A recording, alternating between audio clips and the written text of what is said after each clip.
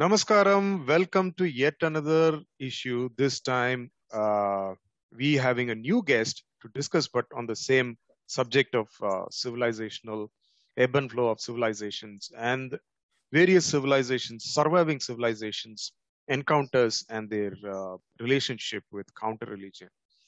So we have a new guest today. Our guest is Rjrasva, who also goes by the nom de guerre of Shatruntapa Patel. He is a person with extensive interest in multiple issues, energy policy, urbanization policy, urban design, and Japanology being his various interests. And we will now go into this discussion on Japan with S. Patel or SP as he's called, as our expert on Japan. So welcome, SP, to the Indic Today chat. Namaste, Surenji. Yeah, nice to be here. Yeah. And so let's get started. I guess our topic today is Japan and its encounter with the counter religions, with the main focus being Christianity, right? Which is a counter religion. Yes. So before we get into the encounter, we have to take a step back and set the stage for when the encounter happened. So Japan was at when Christianity arrived, it arrived in the 1540s into Japan. But before that, Japan had slipped into a long period of civil war. So starting in 1467, there was something called the Onan War, right? So before that, Japan had a shogunate called the Ashikaga shogunate, which was ruling Japan and was a relatively centralized power. But starting in 1467, it started breaking down, and by this 1540s, there was no central power worth mentioning. It was called the Warring States period for that reason, right? So the country was split into multiple domains, and each domain had its own warlord or king, as you might call them, and each of them were struggling for control, and with the eventual goal being, reunification of Japan, right? And it was into this chaos that Christianity was introduced. It was actually introduced, funnily enough, by a character that plays a role in our history, that being Francis Xavier. I'd like to probably, take this point out to mention that this Francis Xavier, who plays a pretty important role in the history of Catholicism in India, also had a role to play. And if I may point out, the only character which we can think of in contemporary times who comes closest in terms of the transnational reach, in terms of the charisma and the ability to influence people, and the utter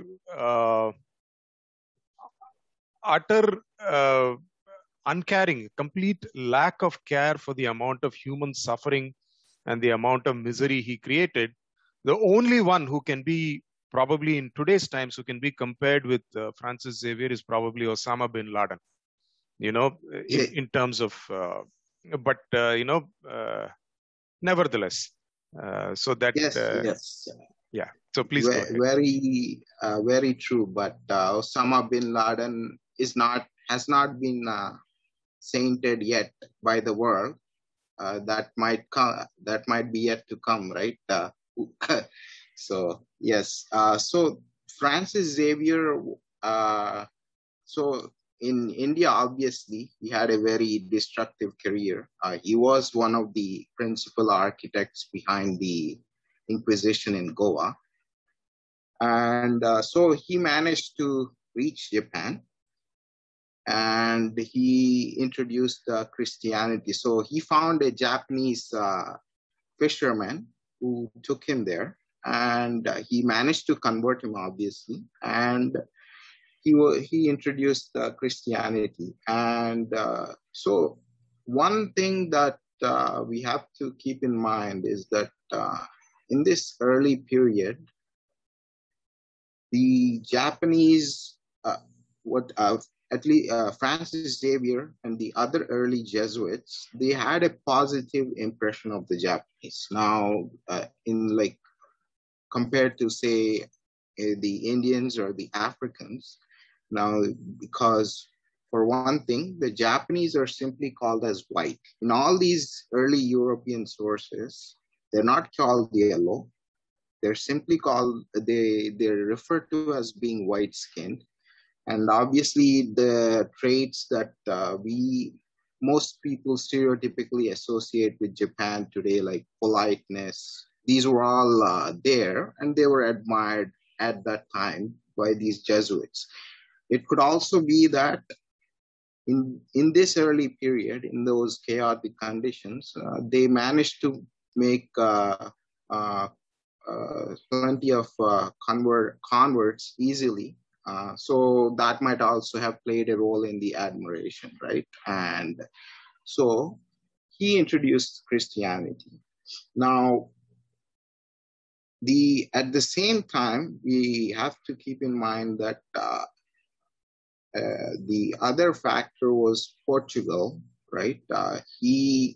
Portugal was an empire at this point. Obviously, it colonized the Goa in our country. Now, in the case of Japan, the role of Portugal was that Portuguese traders introduced the gun to the Japanese. And so in the chaos of the Civil War, it came in as a very handy weapon. And the Japanese, it would be a foreshadowing of the Meiji Restoration in some way, you could say, because soon after they got hold of the gun, they managed to reverse engineer the gun and began mass producing it in huge numbers. And in some cases, they actually improved upon the European design. So they introduced, as per Samuel Hawley, in his book on the Imjin War, which we'll come to a little bit later on, they introduced the rain guard. So these early arquebuses, if it rained heavily, they would not be able to fire. So they introduced the rain guard, and they're also supposed to have standardized the ammunition, right? And so the Portuguese introduced the gun.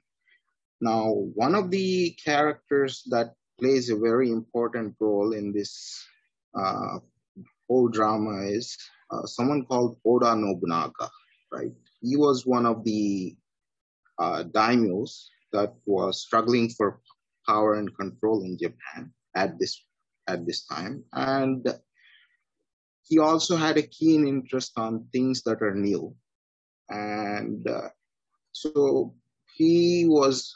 So the Jesuits managed to reach him, and as did the Portuguese traders. He took in the guns early on into his army, so he introduced the firearms into his force for his forces early on, because he was one of the first to realize the damage that this new weapon could do.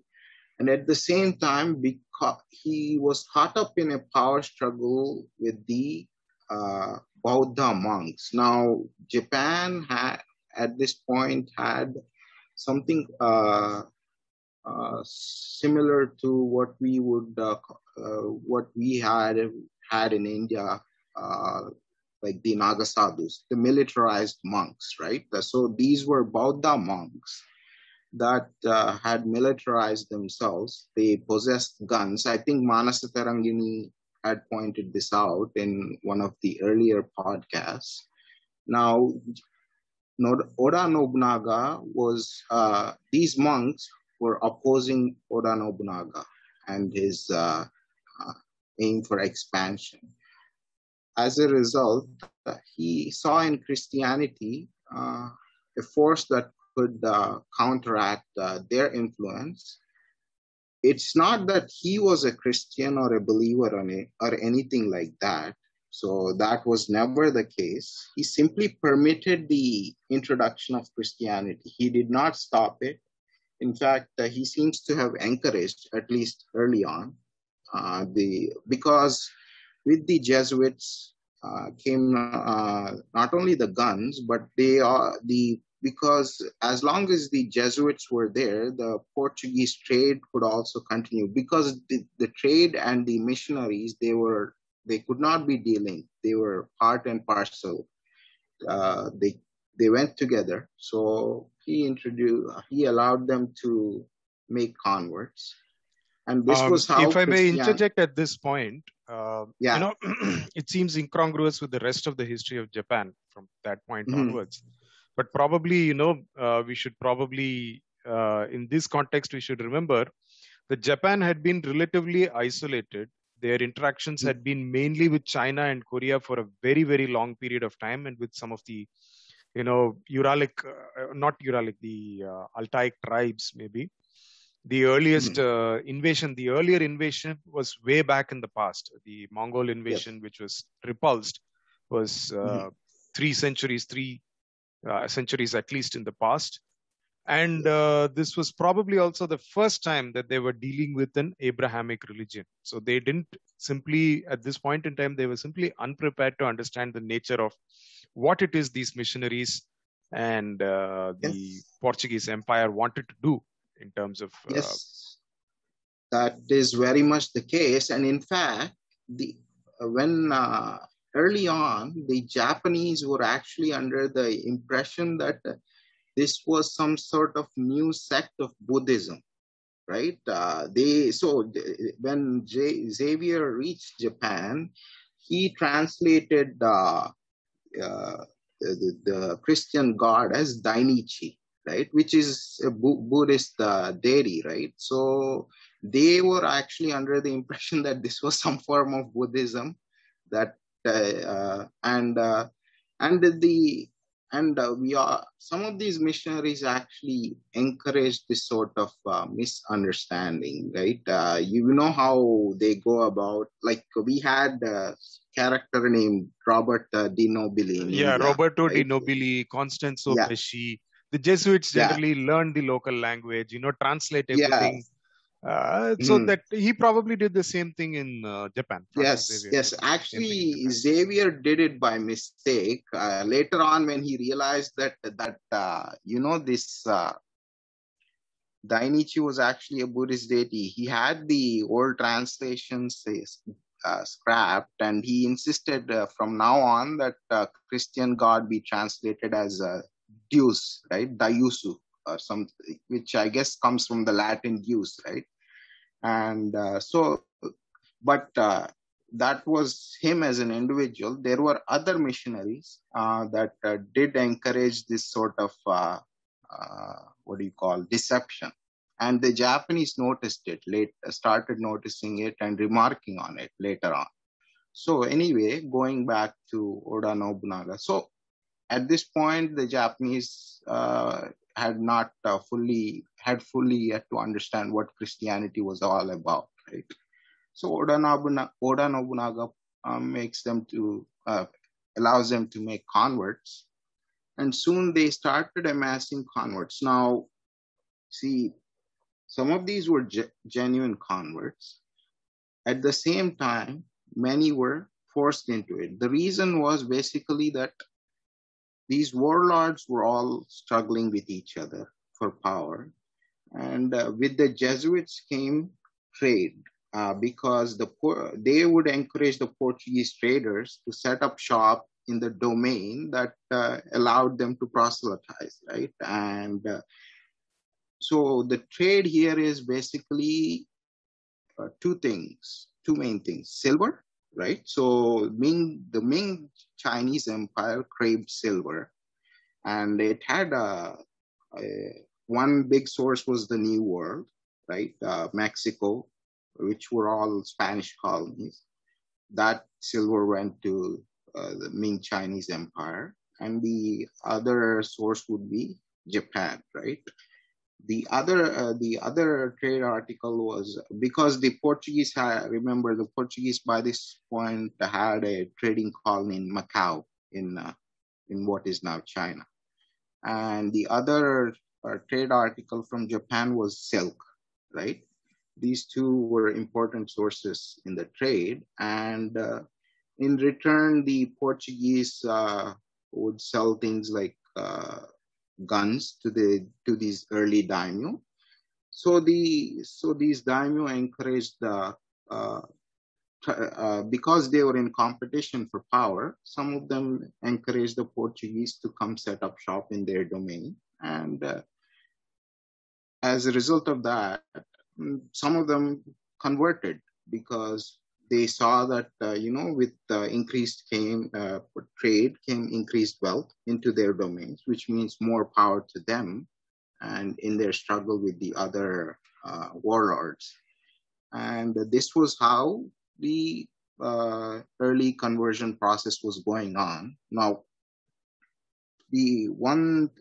so once they converted the daimyo, we know the usual story, but to repeat, what the daimyo would do is he would order the destruction of all the Buddhist temples, the Shinto shrines. He would expel the monks or even kill them, right? And he would force the population to become Christians. And this was how Christianity expanded early on in Japan. Now, at this point, so Oda Nobunaga, now to go back to Oda Nobunaga, he started the process of reunification, right? I won't go into detail because that's not the topic here. So he started the process of reunification, and he reunified about 1/3 of Japan, right? From zero unification to he brought it to 1/3 1/3 of the country under his control. But suddenly at this point, he was forced to commit suicide by one of his subordinates who attacked him when he was least expecting it. The subordinate's name was Akechi Mitsuhide, right? Now, there are speculations on why this was done, and one of the reasons seemed to be that, Oda Nobunaga, while he was a great military leader, he relied mostly on force. So he made a lot of enemies, including among his subordinates, and one of them suddenly decided, he couldn't take it anymore, and he attacked Oda Nobunaga, and Nobunaga committed suicide. Right. With that, just a question here. So even when these warlords and daimyos were fighting among each other during this warring states period, they still owed nominal allegiance to the emperor, right? Yes. And they continued to be some sort of subordinate position to the Muramochi clan, which was the shoguns. Yes. Okay. Exactly. So this is an important point. The position of the emperor in Japan is somewhat different to what you have in China, right? Because in Japan, the emperor, for long periods of their history, the emperor never wielded direct political power. So, right from the Heian period, the Kamakura shogunate, and later the Ashikaga shogunate. So usually before the rise of the samurai class, even during the Heian period, often the Fujiwara clan or one of the other aristocratic clans held the real power, right? The emperor was what you would say as a figurehead. He served as a figurehead, but it is very important to note that he held a very key religious role because he's seen as a sort of the head priest of the nation, right? So he performed all the religious rituals on behalf of the entire nation, and he continues to do so even today, right? And the Japanese belief is that the emperor is a descendant of the sun goddess Amaterasu, and as such, the imperial line is held to be eternal in the that it's not like that the emperor is bad, so we may overthrow him. Like how the Chinese have this concept of the mandate of heaven, right? So when someone loses the mandate of heaven, he's overthrown and the new dynasty begins. That is a Chinese concept. Now, the Japanese were aware of this, obviously, about the mandate of heaven, and even the Japanese Confucianists criticized it because, in their view, that is not correct. The emperor is to be the emperor, and his line is to continue for forever. And they blame this concept of the mandate of heaven for the massive convulsions that China went through. The peasant rebellions and all this. They said this is they blamed this concept, right? And said this concept should not be applied to our imperial family. So, yeah, because the emperor in China, the founder of any dynasty, could be just about anybody. It could be a foreigner with nothing to do with the main Han civilization. It could be a commoner with unknown roots, just a... if the mandate of heaven went to a janitor's son, it was a mandate of heaven, and you took it as it is for what it was. So, but in Japan, the mandate, in a sense, permanently stayed, and it vested with the descendants of the Amaterasu, the goddess Amaterasu. Right. Yes. Right. Yes.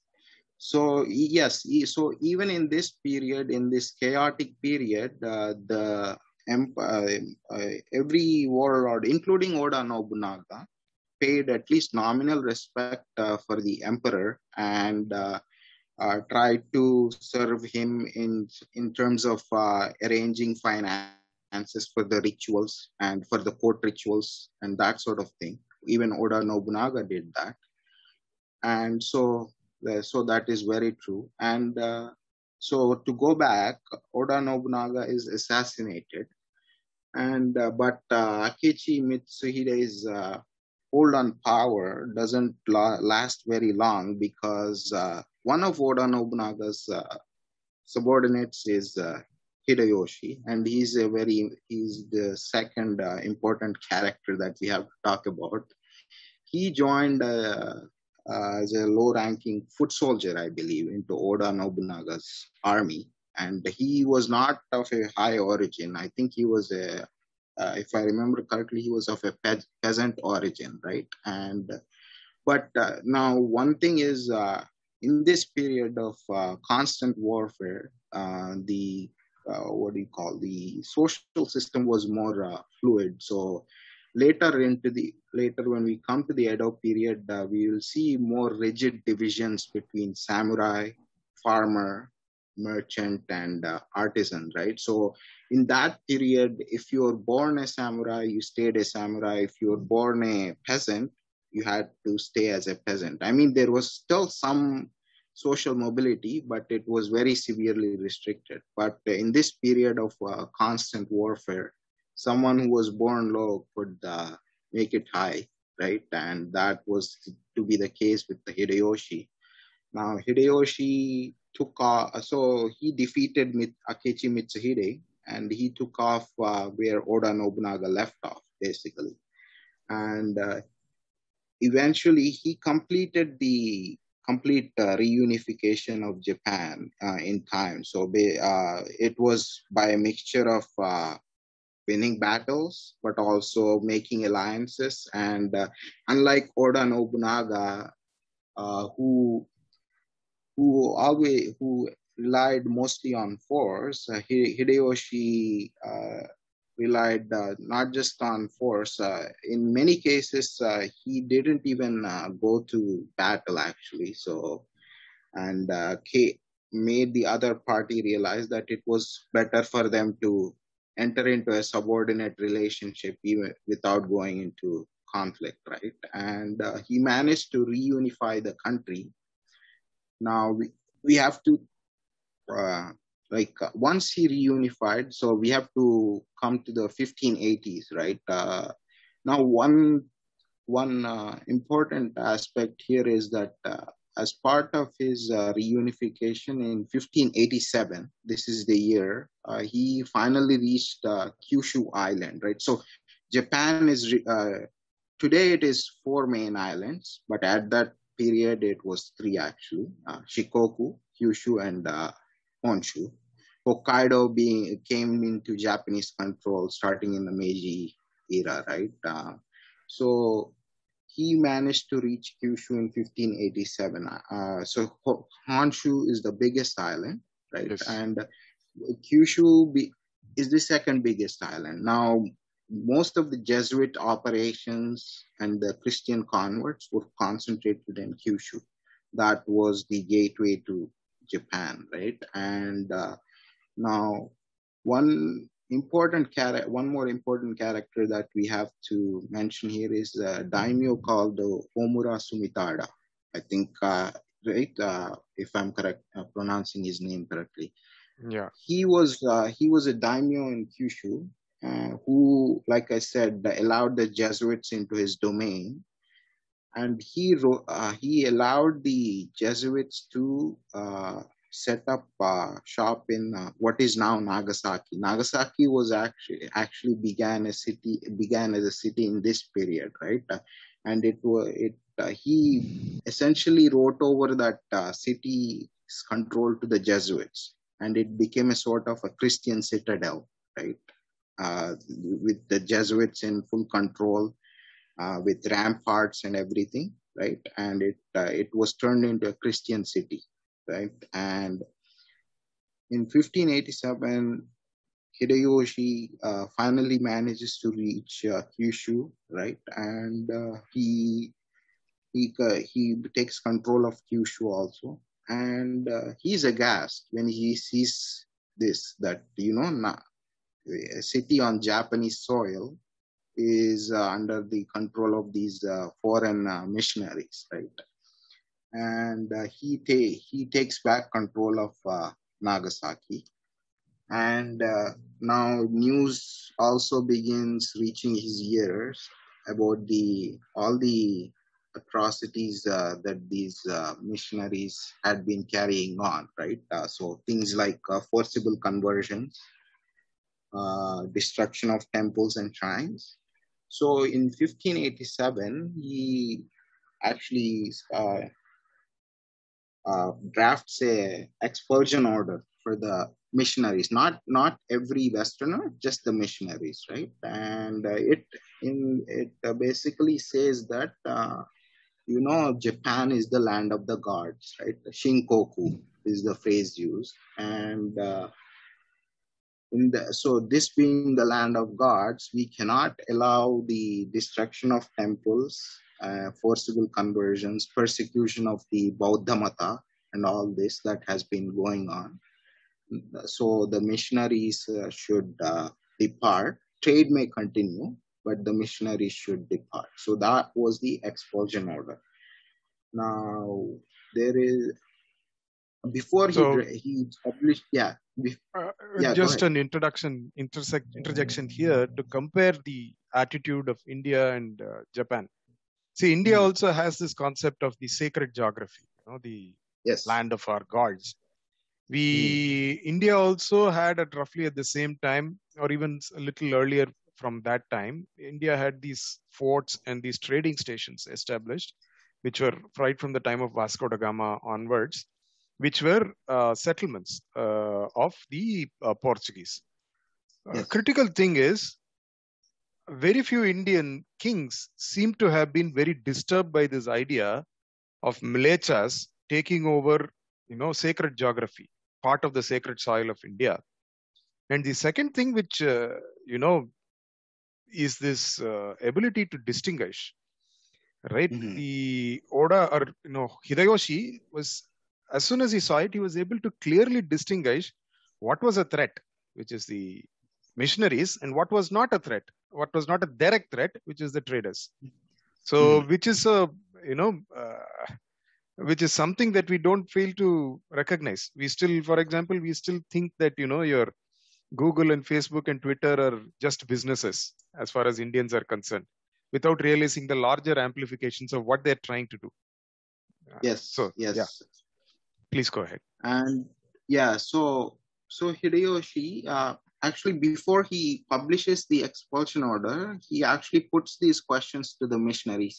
He puts 4 questions to them, right? He asks, why do you eat cattle and useful animals like cattle and horses? Why do you persecute the Bauddha monk? And why do you destroy shrines and temples? And another important question he asks is, why do you sell Japanese as slaves? This is something that I should mention. So the trade was not just in silver and silk. Those were important commodities. The Portuguese traders had also been carrying on a trade in human beings, right? So in this period of warfare, obviously, some unscrupulous Japanese did sell, like when they managed to conquer the enemy territory, they did sell the other Japanese as slaves. But often this was Christian daimyo who did this, right? Because in the Christian worldview, there is a difference between how you treat fellow Christians versus how you treat pagans, right? So most Japanese were pagans at this time, so they did sell these Japanese that they regarded as pagans, as slaves to the Portuguese traders. Now the Jesuits were definitely involved in this trade, even if they did not. Sometimes they condemned it, right, when they were under pressure, like as is the case with Hideyoshi. But at other times they endorsed it. We know this from internal Jesuit sources, though they will not deny this now, but they were involved in this trade. Another interesting fact for our audience is that the earliest Japanese that I know of to set foot in India are these Japanese slaves. Goa actually had Japanese slaves, and they are mentioned in contemporary European and sources.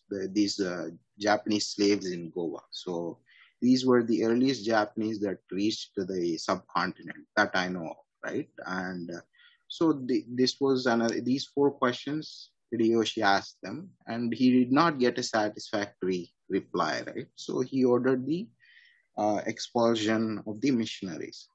Now, one important point to note is that this expulsion order, while he published it, he was never able to actually make it a reality, because soon after, so the one thing was the trade, right? He wished to continue the trade with the Portuguese, but the decoupling the trade and the missionaries was not doable. And the other thing is, while the country was unified, it was not fully pacified, right? So he started.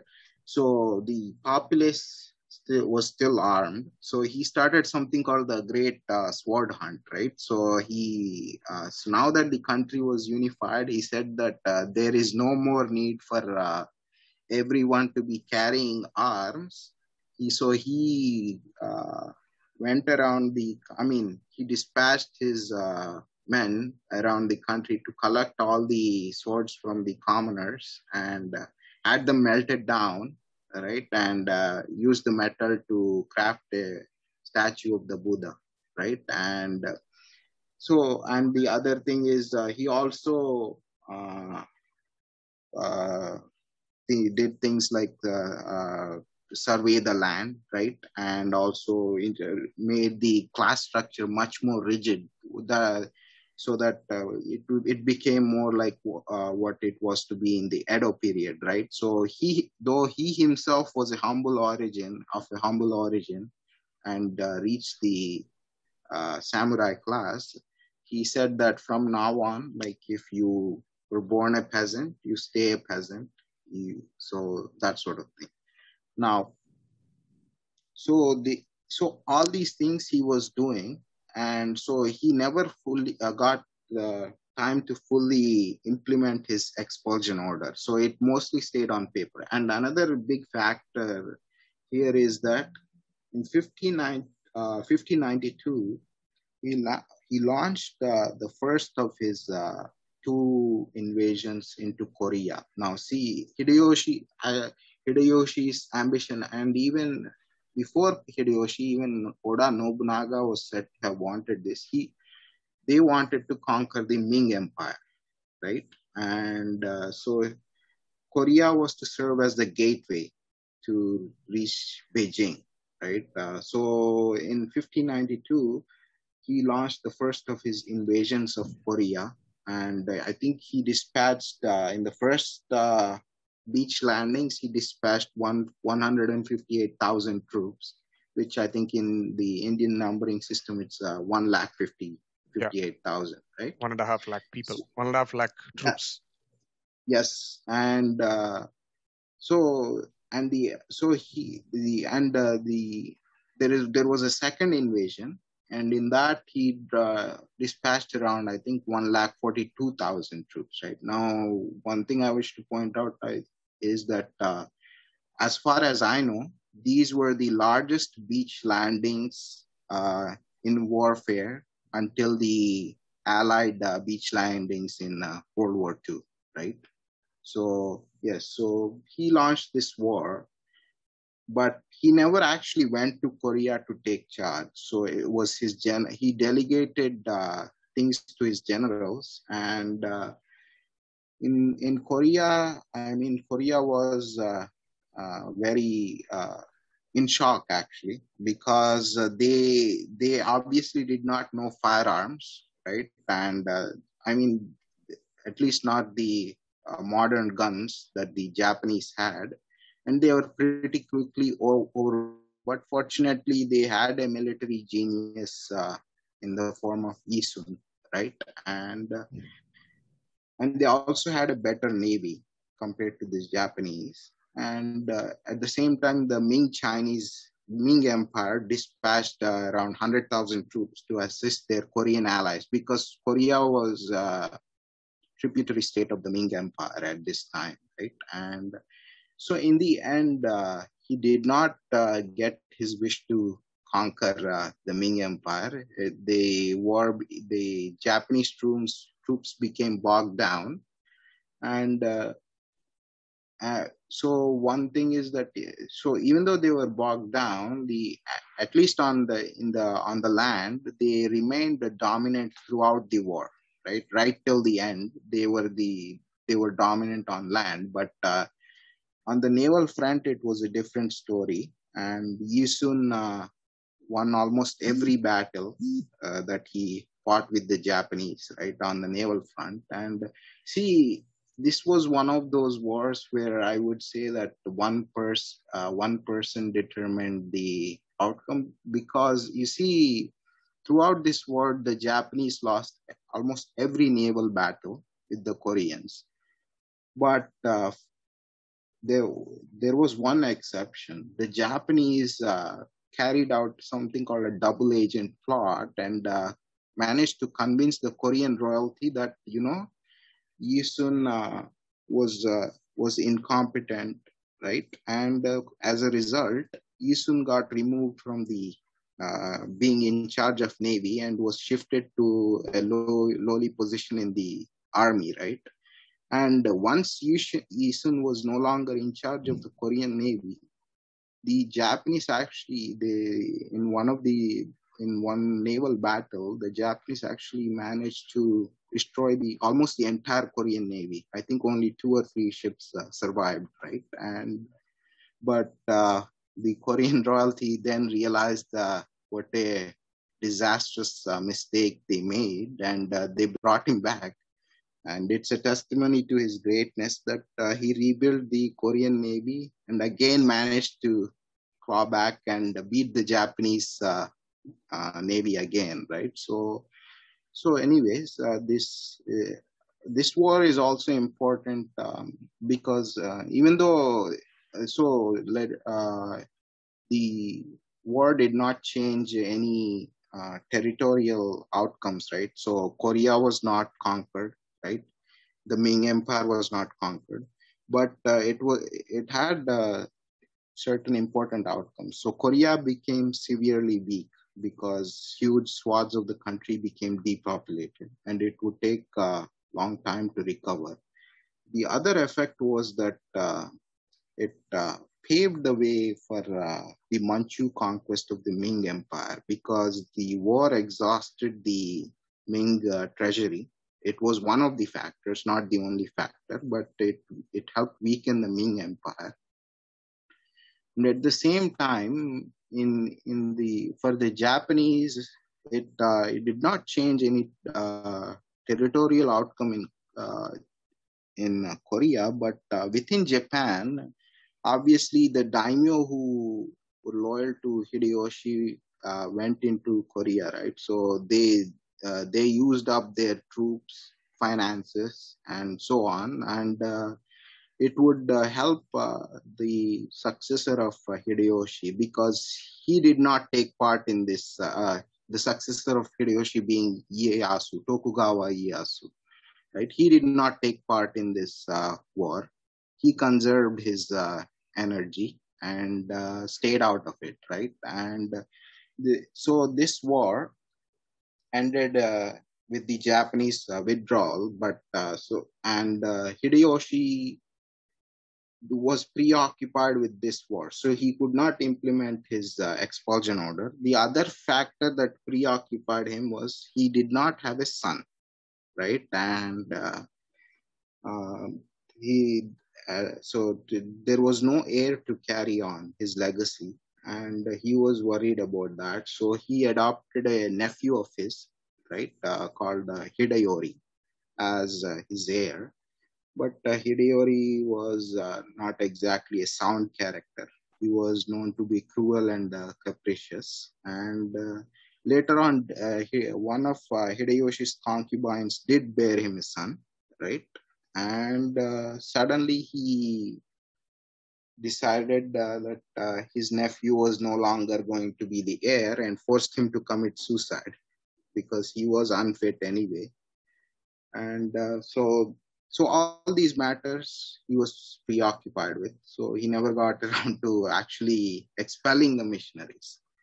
And one more important event during his reign was the so-called San Felipe Incident, right? So this was in 1596. So just a couple of years before his death and the end of the Imjin War, right? The Imjin War lasted from 1592 to 1598, right? And this San Felipe Incident, so a Spanish galleon got shipwrecked on the Japanese coast, and the Japanese authorities confiscated the goods, right? And the ship's captain is said to have boasted to Hideyoshi about Spain's empire and its power and might.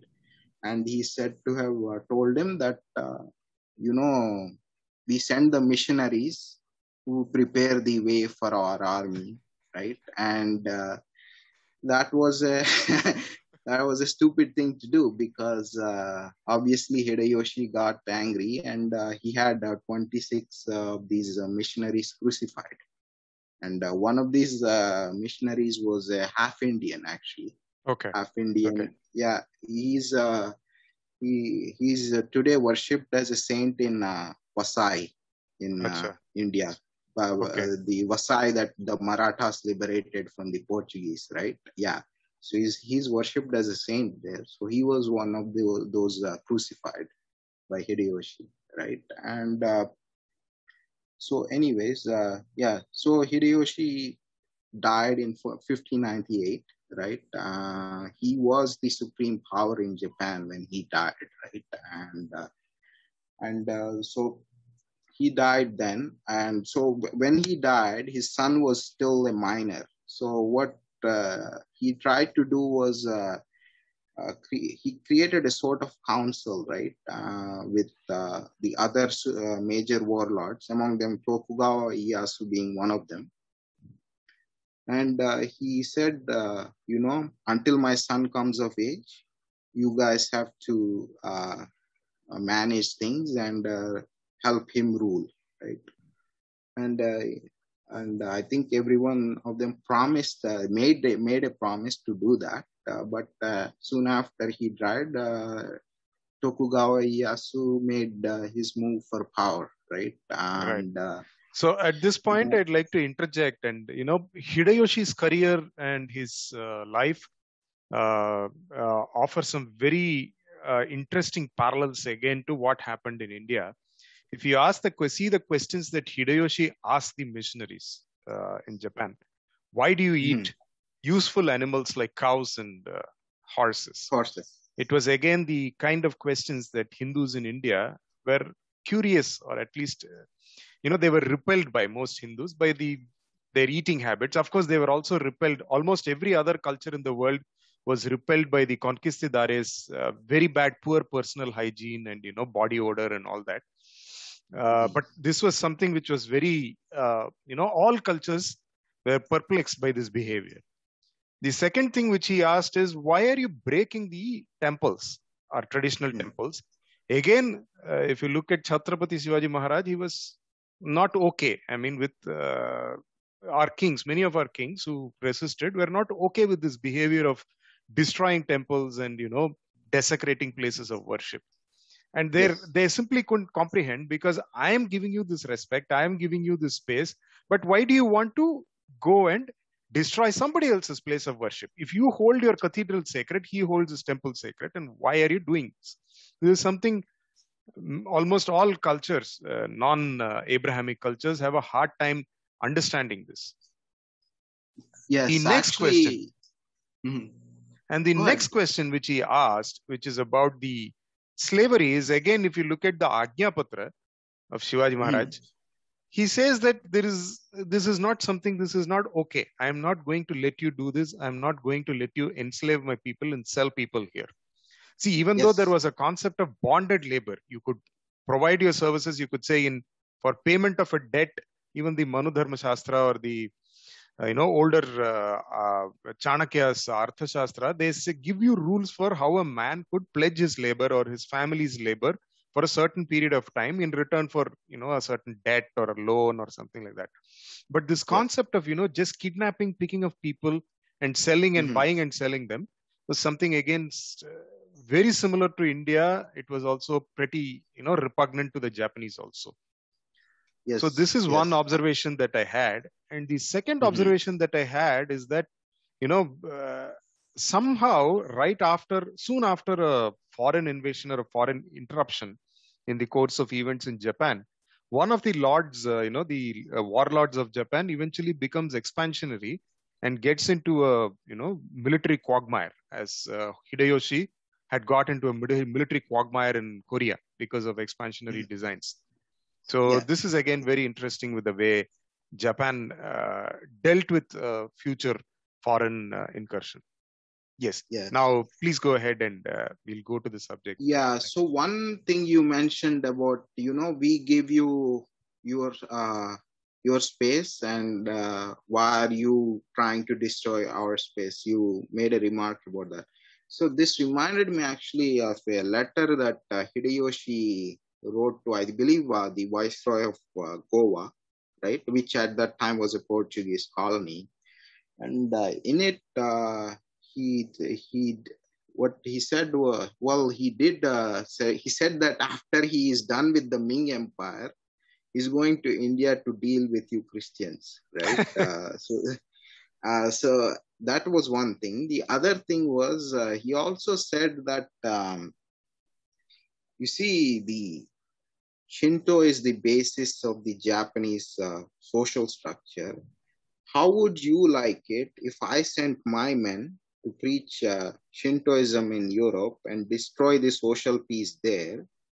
So why are you doing it in my realm? So that was a remark that he made, right? And so to come back, after his death, obviously his son was a minor, right? And the council that he organized soon slipped into a sort of a civil war, right? So one faction being the Western faction, which at least nominally was loyal to Hideyoshi's son and heir, right? Who knows whether they were really loyal or it was just a way for them to seize power. The other faction was Ieyasu's faction, which was called the Eastern faction or the Eastern Army, right? And so they met in a battle at Sekigahara in 1600. And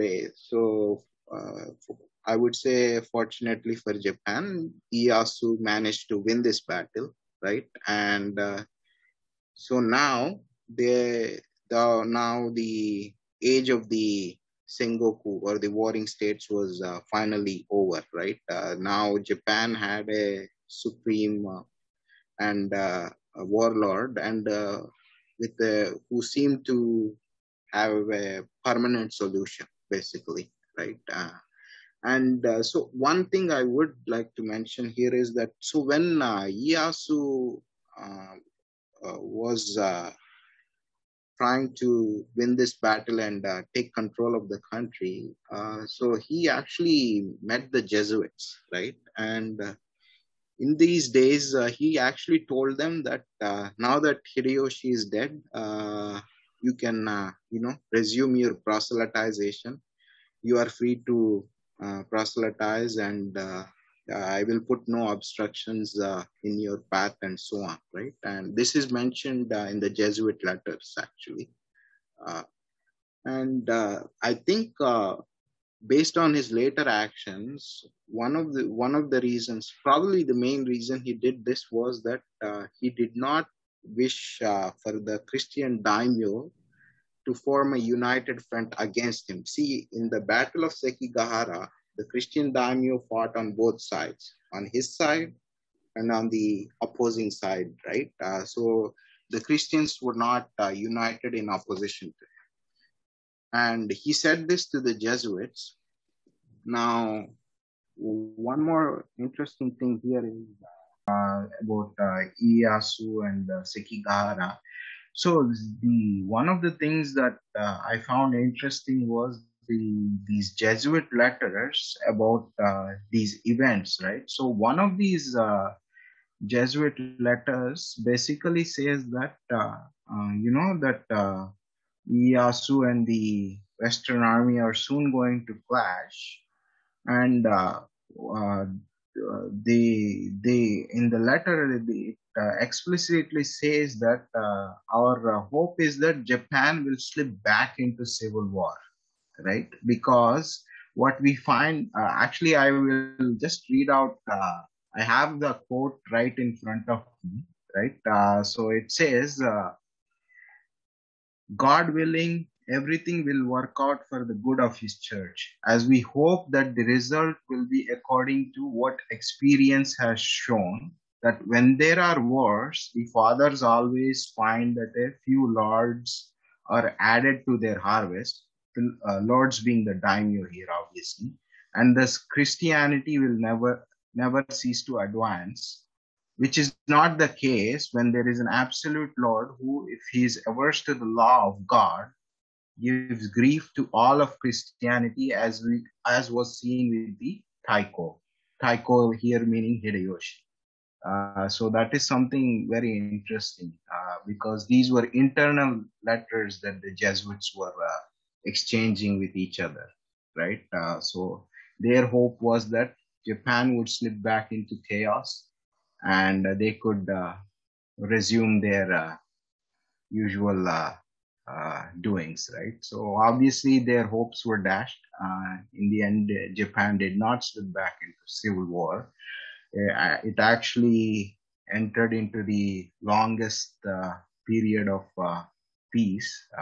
This is the Edo era, which lasted from 1601 right until 1867, almost 270 years, right, of peace.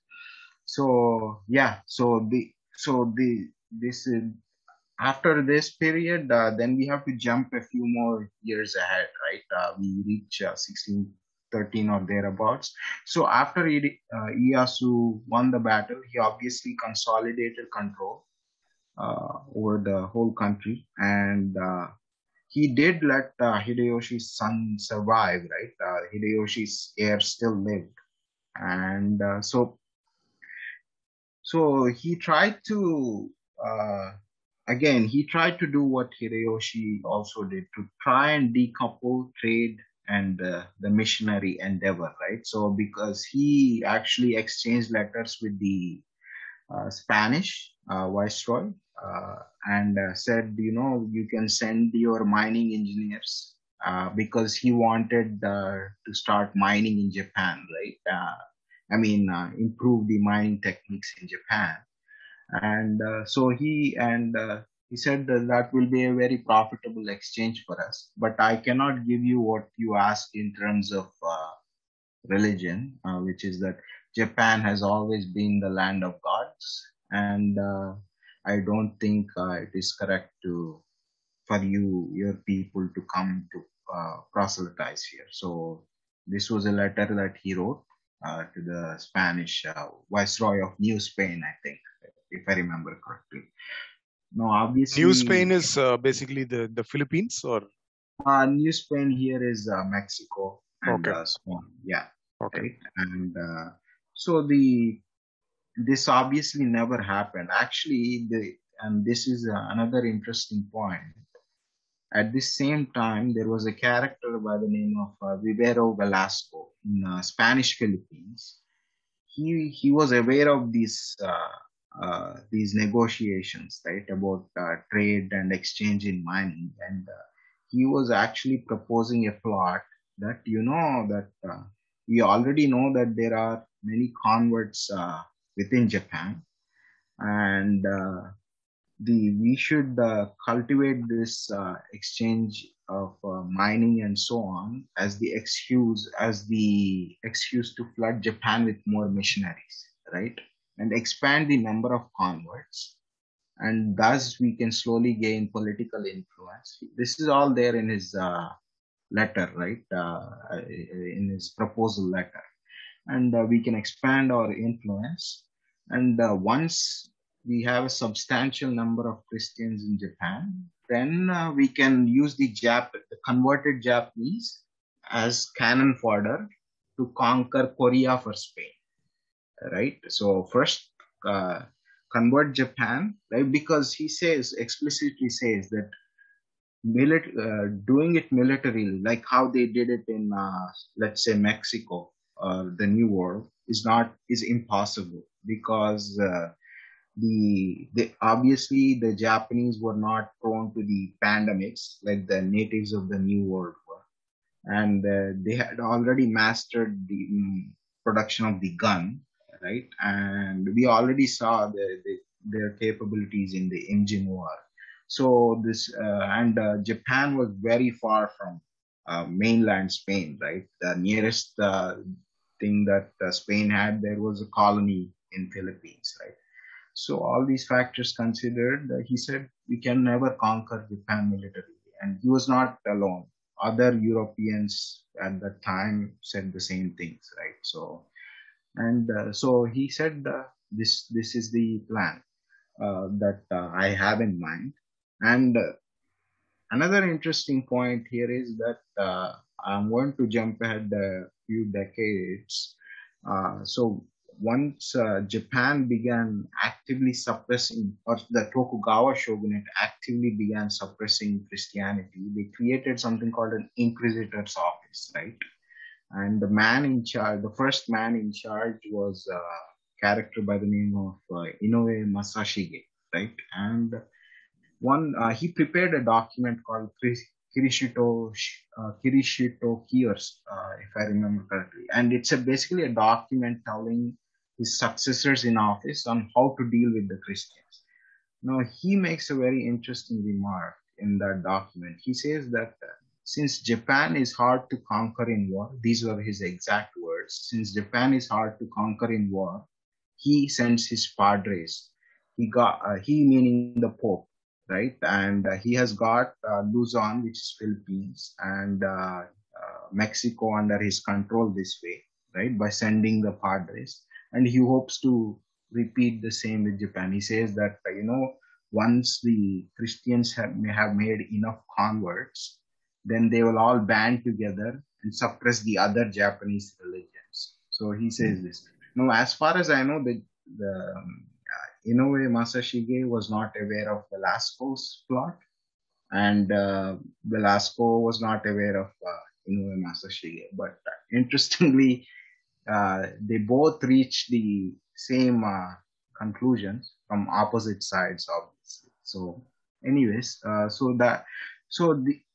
by 1613, Ieyasu was fed up, obviously, and because he tried to decouple the trade and the missionary endeavor, he realized that it was not possible.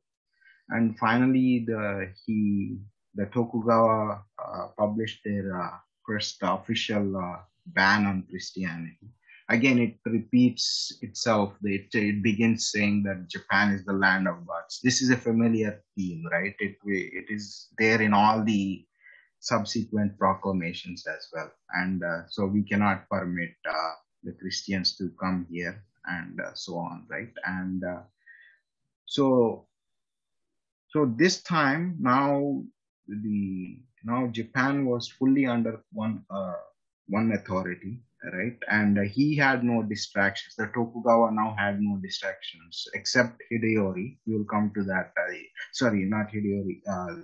Hideyoshi's heir, right? So he's still alive, right? He's in Osaka Castle, and Tokugawa Ieyasu set up his new capital in Tokyo, or what is now Tokyo. It was called Edo then, right?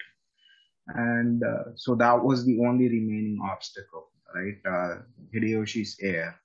And finally, in 1616, so Ieyasu passes away in 1614, soon after the proclamation was published, right? And so the battle breaks out between Hideyoshi's heir and the Tokugawa shogunate, obviously, because the Hideyoshi's heir obviously wants to regain control and for his dynasty, and his side loses. This is the Battle of Osaka, right? And finally, there is no more opposition to Tokugawa rule, and now they could fully concentrate on dealing with the Christian problem. No more opposition, political opposition there. And that is what they start doing, right? And here I have to mention one thing, right? So at this point, the Japanese had a very effective communication system, even compared to Europe, because they had very, what do you call, good road network, checkpoints, and all these sort of things, right, throughout the country. And the other thing we have to keep in mind is now that the Tokugawa finally began suppressing Christianity actively, obviously the missionaries all went into hiding. But one thing we have to keep in mind is the foreign missionaries were European, right? So they obviously stood out compared to the surrounding population here, right, in Japan. They were physically very different. So they start cracking down. And one thing I would point out is very well. I have read the experience of other heathens with the Christians, but I have not come across this, at least explicitly. One thing is that the Japanese started off by executing the Christians, right? And what they found was that when they started executing the Christians, they were actually creating some new converts because there was a what do you call glorification of what the Christians call martyrdom, right? They have a fetish for being a martyr, right? And so they noticed this phenomenon that we are actually attracting new converts to this religion through this public executions and stuff, right? So soon they started doing things like instead of letting the relics be, right, after they executed, the bones and stuff would be taken by the onlookers and worshipped as the bones of saints and so on, right, the Christians. So we started scattering everything into the ocean so that nothing remained of the victim. And soon they realized that even this was not enough. So what they completely shifted their strategy at this point. And what they did was now their main focus was to make apostates. See, they didn't want to kill any Christian needlessly. Instead, they wanted the Christians to become apostates, and they did not target everybody. They targeted the foreign priests, obviously, and their Japanese converts that joined their church in positions, right? So these were their main targets, and I don't know if you saw this movie recently that came out called Silence by Martin Scorsese, right? Yeah. Yes. So if you saw that movie, it depicts this phenomenon, right? The European priests are forced to become apostates. Now, one of the central characters in that movie is actually based on a real Jesuit priest. His real name was Cristovao Ferreira, right? And he became an apostate, right? And after a few hours of torture, the Japanese came up with something called the tsurushi, right? And which is Yes. basically they would hang you upside down, right, by your heels, right, and in a pit basically, and the pit would be filled with offal, obviously, and you would be tightly bound, right, and but one of your hands would be left free to signal your apostasy or submission. And apparently this was a very gruesome torture, because in the Jesuit sources they say that nothing compares to this, even fire, burning with fire and so on, nothing compares to this form of torture. So he was put in the pit for a few hours, and he became an apostate, and which was a huge shock to all the other Jesuits and even the Dutch. The one other factor that we have to keep in mind here is the Dutch reached Japan in 1600. The Dutch obviously were Protestant by this point, right? And this was a very important factor, because now the Japanese had a second source of trade and communication with the outside world, right? Not just the Portuguese who were Catholic, right? And so they allowed the Dutch to set up shop in Japan as well. And in the initial days, the two were in competition, the Dutch and the Portuguese, obviously. So anyways, so this form of torture started creating apostates, right? And soon seeing the priest, such a prominent priest, become an apostate must have had an effect on the lay population, the lay Christian population, right? Because they also started falling away. And the Tokugawa came up with a very effective surveillance system to monitor these apostates. And so, for example, I'll give you two examples. One is that if you are an apostate, right? They monitor for male apostates, like if they monitored your descendants for up to, I think it was 7 generations. If you are a female apostate, they monitored your descendants up to 4 generations. So what I mean by monitoring is that they had to make sure that you were not secretly still practicing Christianity, right? Even though you said you were an apostate, they had to make sure. And they would continue up to 7 generations for men and 4 generations for women. And all the records of these this was actually carried out because we still have records showing that generations were being monitored for to detect any crypto Christianity, right?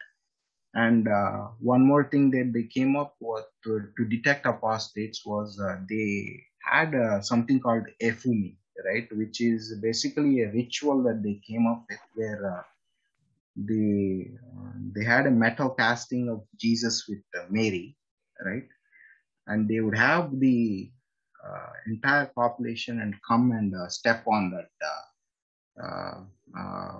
metal image, right? Basically, so what they hope to achieve by this was that basically, if you're obviously a Christian, you would have some hesitation in stepping on Jesus and Mary, right? And so when the population comes and steps on it, if they saw any hesitation in you, then obviously they would start interrogating. And this efumi was there long after Christianity had ceased to be a public threat. It was there until the end of the Edo era, like 260 years that era lasted. So in Kyushu, this was still being carried out annually as an annual ritual, even into the 1860s, to detect crypto Christians, right? So they were very thorough in the and it was not, see, in India.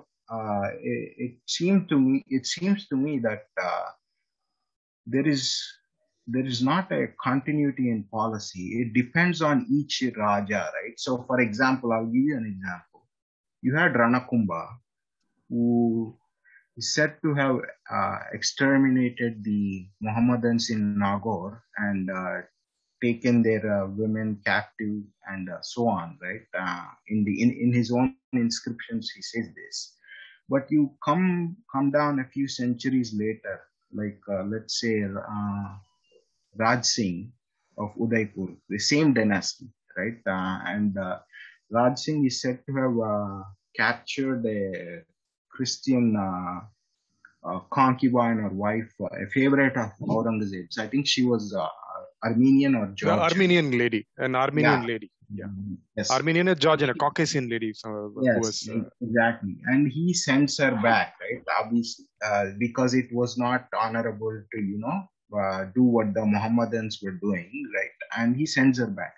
Now, in the Japanese case, the Tokugawa case, it was not a case of there was no change in policy towards Christianity by any shogun. It was as long as the Tokugawa lasted, only in the very last days of Tokugawa do you see any hesitancy about suppressing the Christians, and that was not because they did not want to do it. It was because they were under pressure, because the military and technological situation had completely changed by that point, right? And they were under Western pressure at that point. But it was so that's one difference that we have to keep in mind. This was a dynastic policy that no shogun dared to change, right? And I don't think anyone wanted to change it.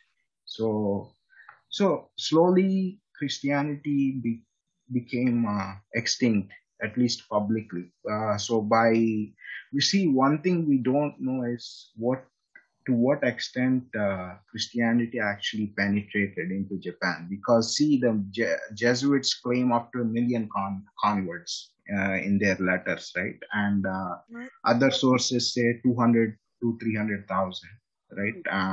See, So it could the be, one thing that you should always do is take these claims. You cannot take these claims for what they are. You have to yeah. take them with a pinch of salt, because in some cases, depending on the context or where they are, they would underplay the number of converts that they're getting.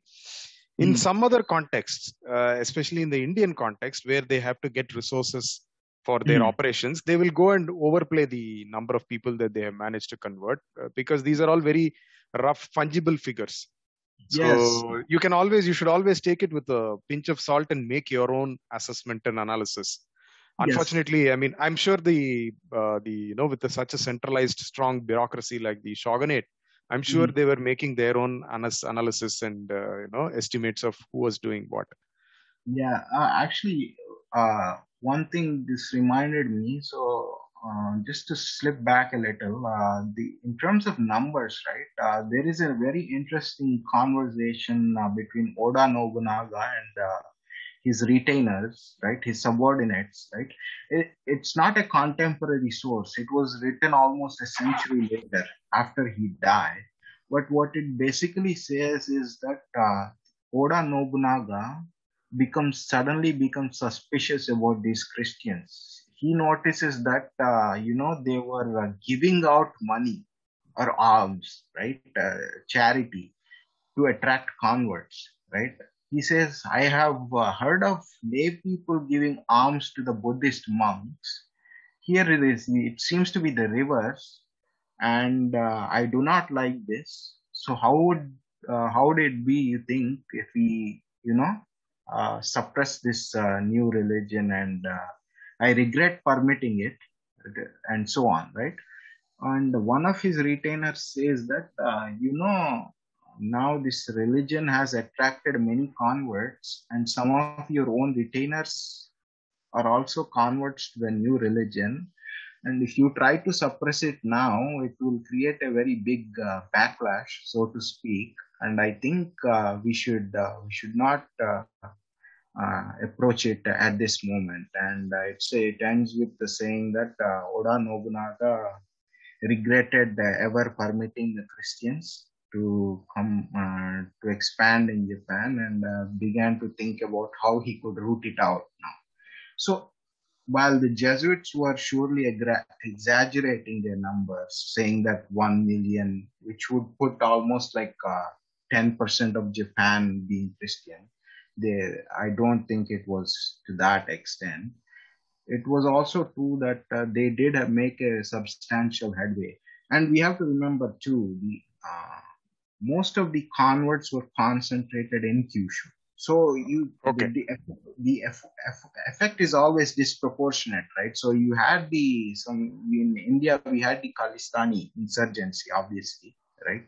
The terrorism to create Khalistan. Now Sikhs as a whole are only around 2% of our country, right?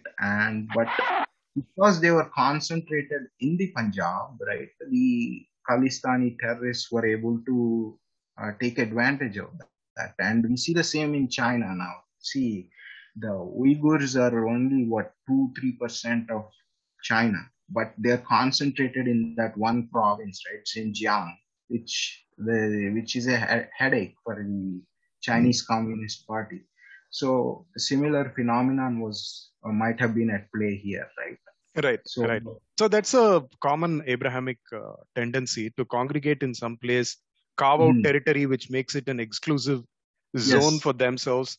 It's a common Abrahamic trait. And then, yeah, project power far beyond their actual numbers. numbers. Yeah. Yes, yes, exactly. So that was definitely there.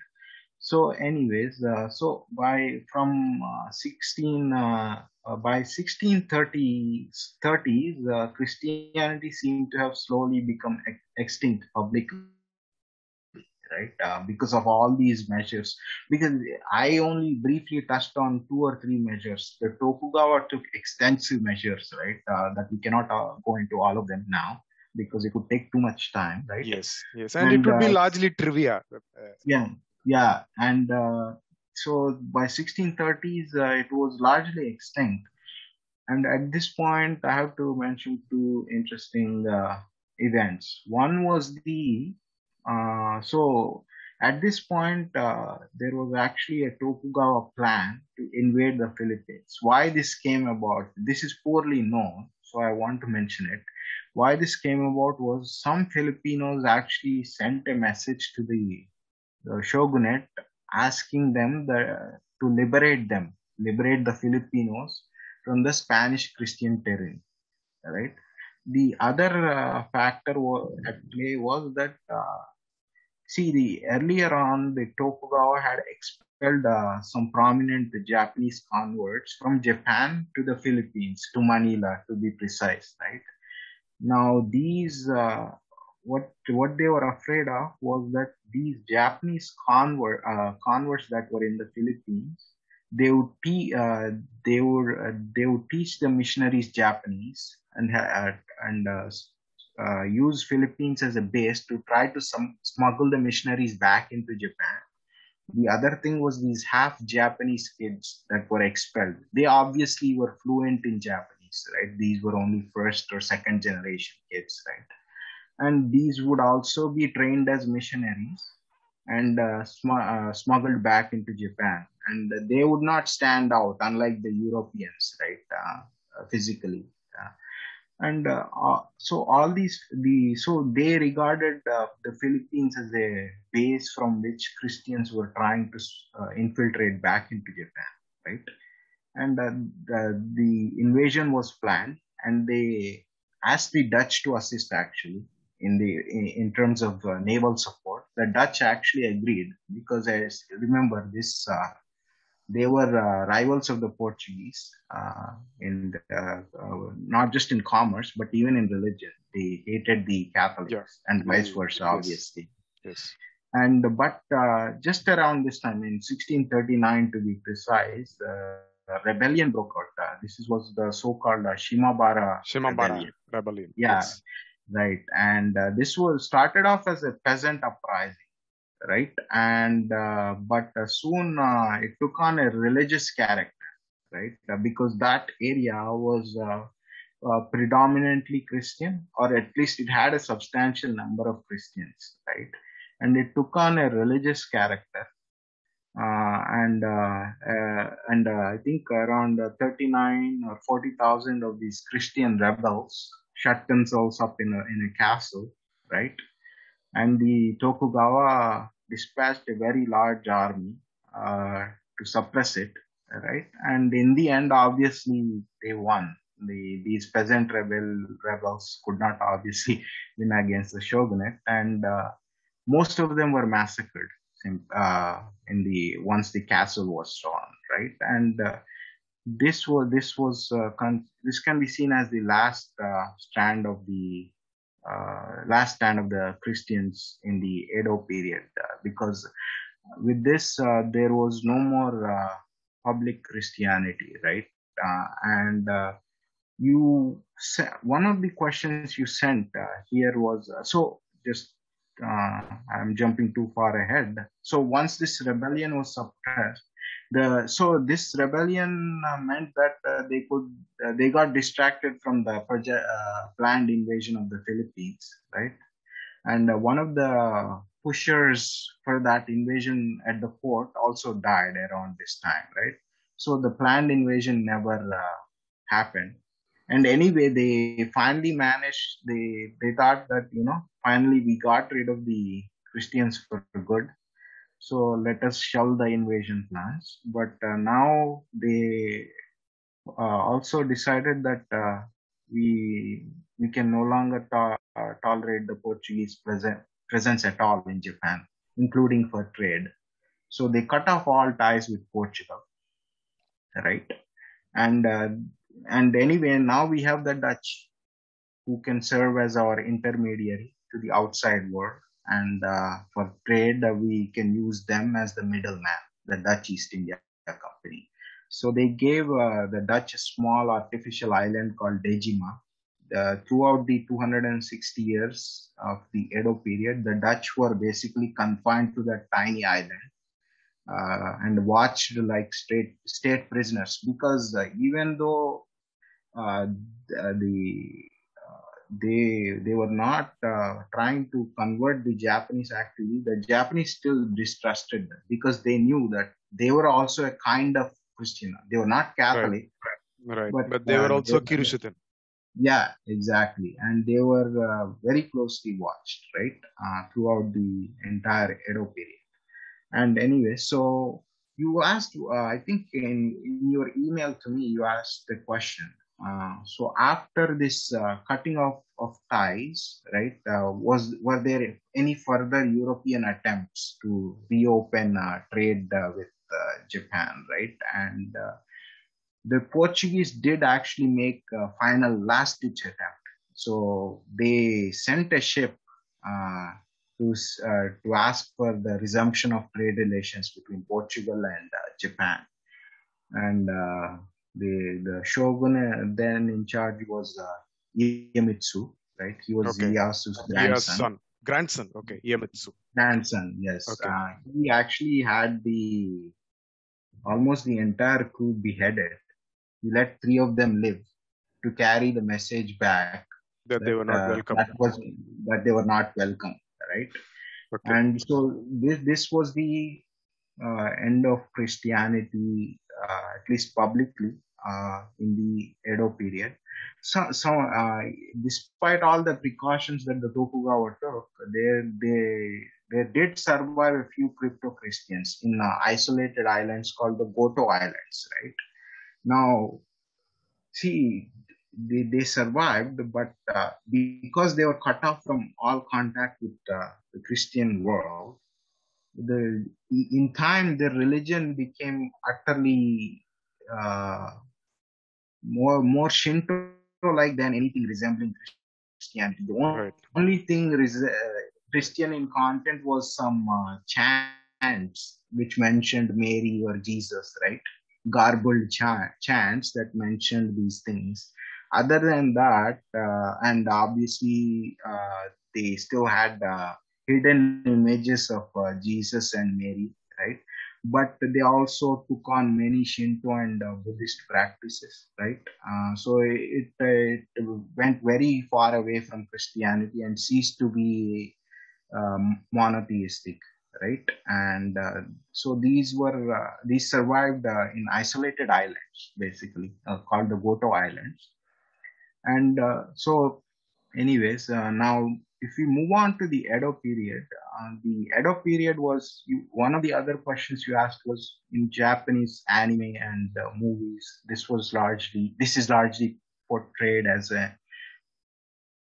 an idyllic era. Is that really true, right? And at the same time, the last days of the Edo period, which is called the Bakumatsu era, it's portrayed as an era of chaos. So are these facts true? Yes, I would say it is largely true. See, the Edo period lasted from around 1601 to 1867, right? Now, in that entire period, there are only like two major battles until 1860s, right? Because there was the Battle of Osaka, which resulted in the defeat of Hirayoshi's heir, right? And then there was the suppression of the Shimabara rebellion. Those were the only two major battles, right? And so that's almost what 250 years of relative peace. There was Relative no, peace. yes, and it is very important in another way because many things that we today think of as quintessentially Japanese, right? Things like flower viewing, bonsai, right? Cultivation of bonsai plants, or the ukiyo-e woodblock prints, right? Woodblock printing, and many other aspects of Japanese culture Yeah, took the root. ironmonger, ironsmithy, uh, Mhm. very specialized hibachi and Yes, sushi all the uh, Mhm. organization, and then the Yeah. knifesmanship, knife Mhm. craft was, and swordscraft was actually Yes. such a prized skill in Japan, which is Yes. yeah, So all these either were born in the Edo era or reached their peak in this era, because it was relative. It was a peaceful era, right? And culturally uh, and economically, things flourished for large chunks of that era. Obviously, now in there were periods when there were famines, like in I think it was in 1790s. There were devastating famines in which hundreds of thousands died. Right, but by it was a very peaceful era, and for Japan, important culturally as well for the reasons I mentioned, and it was also so and the so you can also see the piece of the era reflected in the population, right? I think at the start of the Edo era, I think Japan's population must have been something like 12 million or something. By the end of the Edo era, it was closer to 33 million, right? right. And at the same time, you also saw huge growth in literacy, right? And I would argue that by early 1800s, Japan was probably more literate than almost any other country in the world, including Britain, by the way. Because we have multiple foreign accounts. Even though Japan is called a closed country, we have very detailed foreign accounts from different sources. So, for example, the comment about literacy, it was actually made by a Russian prisoner of the Japanese. He was imprisoned by the Japanese in the early 1800s. His name was Vasily Golovnin, right? And he spent 3 years, I think, as their captive. And he wrote a 3-volume memoir, right? I think it was published in 1880. And in it, he says that the Japanese may lack the great scientists and technologists that we have in Europe, but their common people are more knowledgeable about basic facts, and they are literate compared to our European public. He says that one of the ordinary soldiers who guarded him pointed out to him that the Earth was a sphere. Did he know this fact? And so so this is one confirmation, and we also have the huge boom in book publishing, right? Things like farmers almanacs and all these, right? A huge boom in book publishing also as evidence. And there were other foreign accounts too, right? From 1840s and the early 1860s by foreigners who by then were being allowed to come in visit Japan. That this is a very literate public, right? And So I think at this point we should kind of look at the Edo era, mhm, especially the most stable part of the mhm, Edo era, which is probably from 1650 to mhm. 1820, 1825, Yes, those exactly. 175 years or so of the Edo era. If you look Mhm, at the rest of the world, mhm. the Americas were going through some of the most devastating times in their history. One of Yes. the most devastating times in the history of the world, when entire populations were being wiped out and Mhm. destroyed and so on. Yes. Europe was convulsed by wars, especially continental Europe was Yeah. convulsed by constant war, from the Spanish It, power, and the Portuguese power waned, the Spanish power waned. As the British power as the ascendant of the British power started, at the mm, same time, you had the Napoleonic Wars, the French Revolution, and mm, then Russia was in a tremendous state of misery because of invasions, plus the nature of feudal Russia, where the vast majority of the population was unfree and living hard scrabble lives off the land. Or mm, if you take the Middle East region, North mm, Africa or the Middle East region, which was, the Ottoman Empire was expanding, And while it had consolidated at the time of Sulaiman, post Sulaiman, the Ottoman Empire probably went through a 200-year period of, slow disintegration and chaos.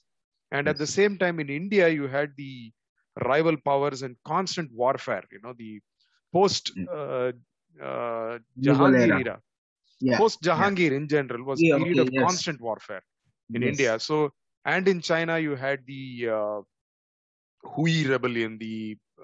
Even before the 19th century, the 18th century was also a period of the Manchu ascendant and wars in Japan, wars in China. So compared to that, Japan for that entire period would have been an ocean of stability, and any observer from outside, from any part of the world who had come in and looked at Japan at that point in time would have been struck by how peaceful, stable, and orderly society they have going. For example, if you take somebody who is getting into Japan between the 1970s to today, it's a long period of stability and order in Japan. And anyone from the chaotic world outside would be struck by this order. Yes, actually, one important war that totally devastated continental Europe is the 30-Year War, which is also called Europe's last religious war, right? So especially devastated Germany. And one of the early extensive foreign accounts we have of Japan is from the 1690s by a man called Engelbert Kaempfer, right? He was of German origin, but he worked for the Dutch East India Company. So just like you said, he was struck by because he was coming from that background, right? He had seen what was going on in Europe in that era, right? The 30-Year War. When he set foot into Japan, he was struck by the orderly nature of things, the cleanliness everywhere, right? The very good condition of the roads, right? The road system, right?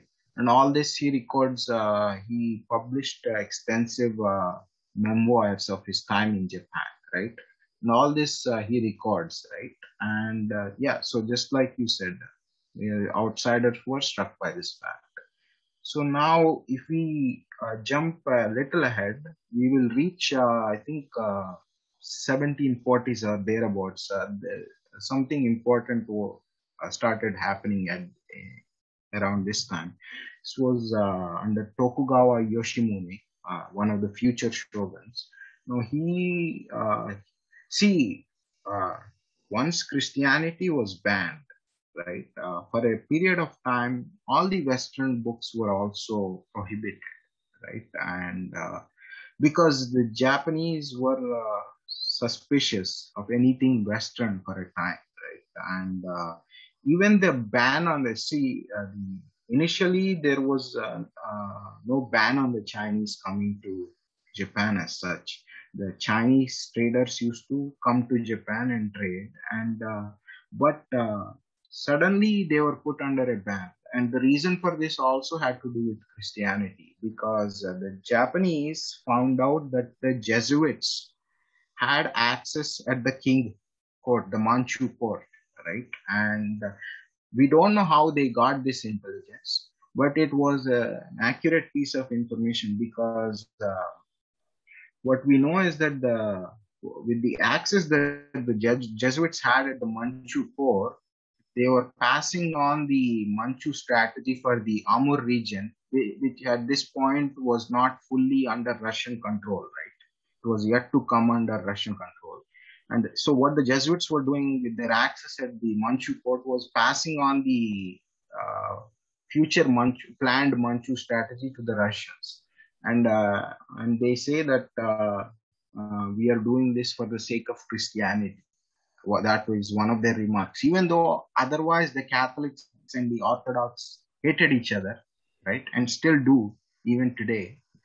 But when it comes to the heathen Manchus, they were united. So the Japanese somehow got wind of this, and they said even the Chinese now can't come in as they please. So that's an interesting fact. So now, now Tokugawa Yoshimune, he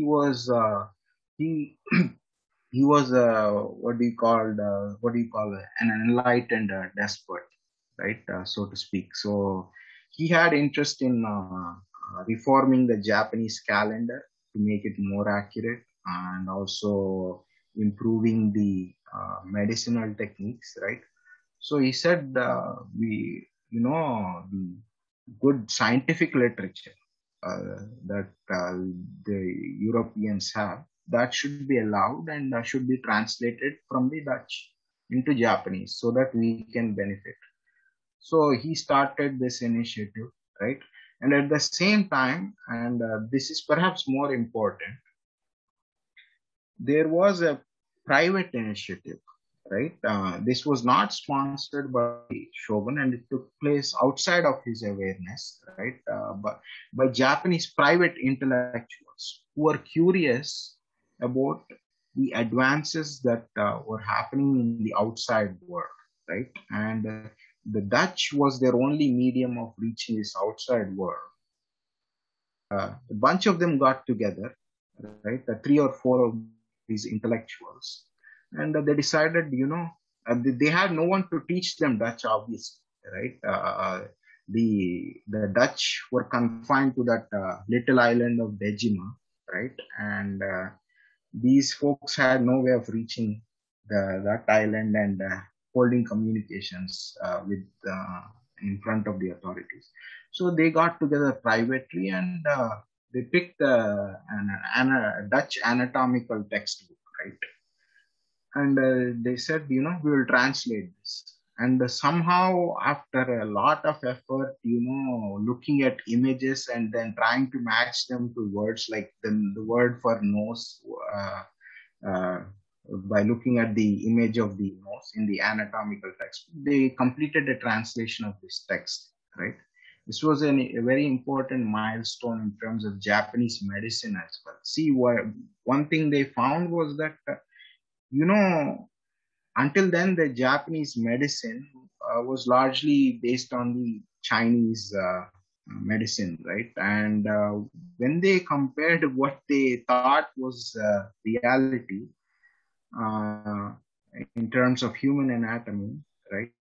And with what was there in the Dutch anatomical textbook, it didn't match at all, right? And initially they thought maybe the Europeans' bodies are made differently. Obviously, to us it sounds funny now, but it was a reasonable assumption in that period, right? And you see, they said, the only way to confirm this is, actually beginning to dissect dead bodies, right? Yeah. So they went to the execution ground, right? And had the buraku, or the executioner was a buraku, or the Japanese untouchable class, right? So just as an aside, so in the Edo period, the society was organized with the samurai at the top, obviously, and then came the farmers and the artisans. Then came the merchants. So this is an important point.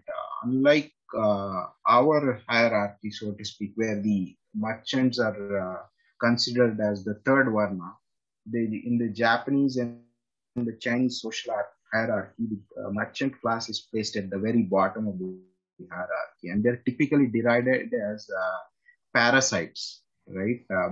Because they did not produce anything, right? In the Japanese and Chinese worldview of that period, right? And below the merchants, there came the outcasts, the buraku, the eta, right? So they dealt with dead bodies, right? As a result of this, they were considered, unclean, right? Impure, right? And so they went and had the executioner show them the body. And to their surprise, it exactly matched what was in the Dutch anatomical book, right? And they were so happy to make this medical advance, right? And from then on, the Dutch studies took recruit as a discipline. It was called Rangaku, right? Gaku meaning school, Ran meaning Dutch, right? And throughout Japan, it spread throughout Japan, right? See, here we can make a contrast. So we had Savai Jaising, right? In the around the same period, see, early 1700s, he was active, right? And we know him for his Jantar Mantar, the astronomical observatory. Now he also started an initiative to, translate the European astronomical texts into Sanskrit, right?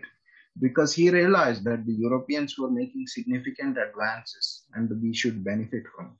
But see, the difference here was that his initiative did not lead to an intellectual ecosystem. It died with him largely, right? And later on, you had a separate initiative under the Tanjavur Marathas. I think. Yes, Saraboji. Saraboji too, the second Saraboji. Yes, the second Saraboji. He even performed eye surgery, I believe, based on European techniques. And he started the Saraswati Mahal Library, where he collected all this knowledge in the European books, Sanskrit texts, and all this. And he built a big collection of books called the Saraswati Mahal. This was in the 1790s, I believe, right? And early 1800s. Yes. So you had these initiatives, but they were uncoordinated, right? And they largely died with the person who started them. They did not lead to an intellectual ecosystem. This was not the case in Japan. And this is a very important point that will help explain why Japan was to be the only non-Western country that was able to successfully industrialize eventually, right? So the Dutch studies took root. Now we have to jump ahead to the early 1800s, right? Besides the Dutch studies, there are two more schools that we have to mention. One is the school called Kokugaku, right? This is called, Kokugaku we can translate as native studies. Now, these were people who were interested in the Japanese antiquity, right? And they helped reconstruct the early Japanese language, right? They carried out philological studies, right? One important figure of this school was Motori Norinaga, right? And I think it was Michael Witzel who pointed out the parallels between Norinaga and our Sayanacharya, right? What Sayanacharya did, right, with the Veda, and what Norinaga did with the Kojiki, which is kind of the Japanese equivalent to our Veda. The ancient system of fables and myths and stories and chants and all that. It's a complete collection, the Kojiki. Yeah, and he carried out the analysis of the early Japanese language that is found in these texts and so on, right? Now, the Kokugaku carried out all this research, right? Now, their contribution is important in the sense that it can be considered as a revival of Shinto, right? See, so the Tokugawa used the Japanese Buddhist temple system, right, as part of their efforts to control Christianity. See, if every Japanese had to be registered at as a temple parishioner, right, for example, right? And so Buddhism was in favor in the Tokugawa system. It's not that they suppressed Christianity. I would say actually Shinto was never considered inferior, right? Ieyasu is even said to have remarked that, all these other systems like Confucianism, Buddhism, right? These came from outside. And while we should not, he implied that while we should not despise them or anything, we should not abandon Shinto. It is at the root of our being, right? And that's an interesting aside. So these guys, they played a role in reviving Shinto, right? Because they carried out all these studies. And another point is that they had a very negative attitude both towards Buddhism and also towards Confucianism, right? So they considered the Chinese influence to be negative as well, right? And while they never, obviously, it is impossible to wish away all those 1,000 plus of years of influence, obviously, and they never became successful, in their wish to roll back all that influence, but. That's Yeah, so their contribution is in Shinto revival. And then there was a third school, and this is a very important school called Mitogaku, right? It came out of the domain called Mito, which, when Ieyasu founded the Tokugawa shogunate, he had there was the main branch which founded the dynasty, right? But he also created collateral branches, right? Just in case the main branch failed to produce an heir or produce someone who was incompetent, the collateral branches were to supply the next shogun, right? And all the later day shoguns, I think the last 7 or 8 shoguns came from these collateral houses, not from the main branch, right? And the Mito clan was one of these collateral branches that supplied the shoguns to the shogunate, right? So the Mitogaku is a school that was, in many ways, they were similar to the Kokugaku, but their interest was more towards historical compilation. Instead of language analysis and philological study, they started a detailed compilation of Japanese history, right? And also, they also differed in one way from the Kokugaku folks. They had a they are many of them also had a negative attitude towards Buddhism, but they had a positive attitude towards Confucianism, right? And while they were critical of things like that, they did not find suitable for in Confucianism, like the concept of mandate of heaven, for example. I was saying that the Japanese Confucianists criticized, right? And they also criticized excessive worship of China, even though they were Confucianists, right?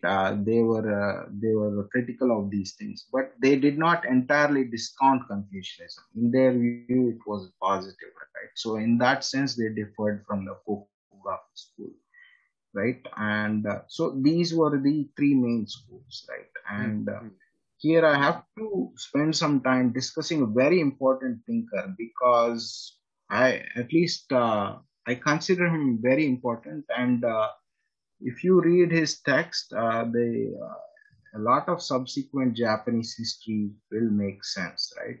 This was the thinker called Aizawa Seishisai, right? Yes, and yes.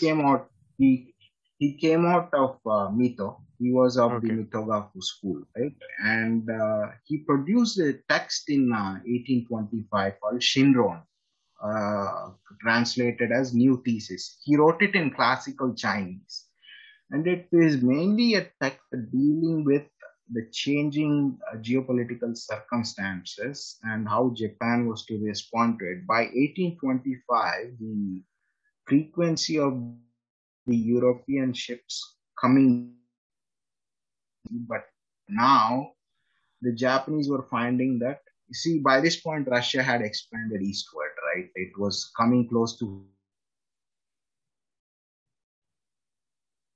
Hokkaido, which was the northern island, and paying visits to Japan, Japanese to open up, right? And so one of these thinkers that I consider to be very important is this man, Aizawa Seishisai. He came out of Mito, and so he published that text, Shinron, as I was saying. So it's a text mainly dealing with the changing geopolitical situation and how just Japan should respond to it.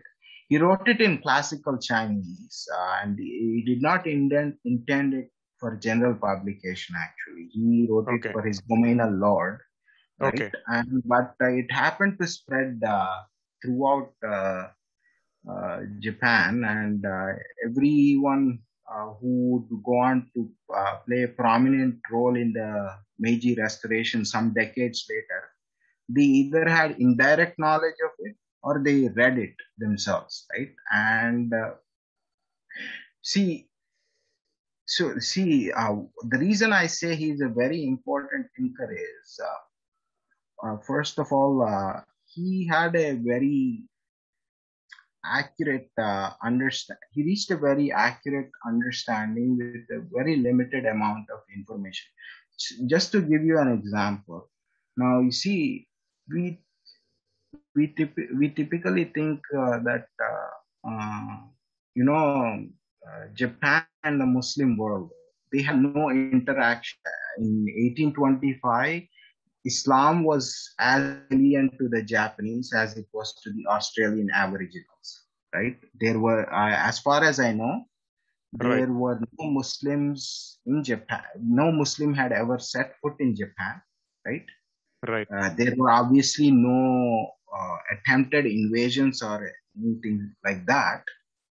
Yet, what struck me was he mentions Islam at three places in that text, right? Right. Right. And I will just read out one of the passages to you, and let us see what he says. And this is also something that our secularists will have to explain. How a man sitting in the Japan of 1825 would say these things, because usually when we say something like this, they will say it is a figment of the Hindutva imagination, right?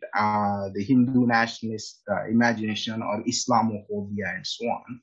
I'll just read out a passage. He says, the only nation besides our own that is not yet befouled by either Islam or Christianity is the Manchu Qing Empire.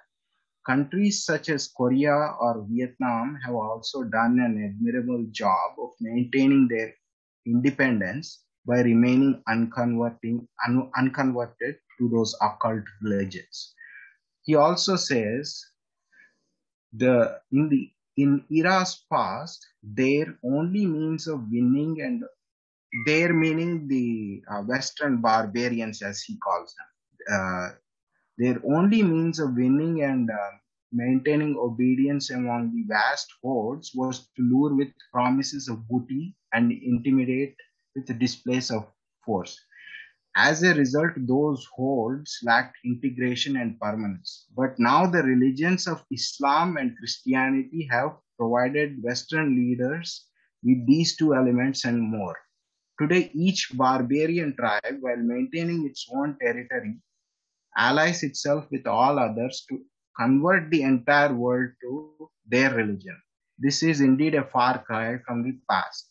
And he even provides a historical example. See, we think that the Mongol invasion, it is the only well-known foreign invasion of Japan. But a century or two earlier to the Mongols, the the Yeah. Jurchen The Jurchen, tribe. which were a older Manchurian tribe.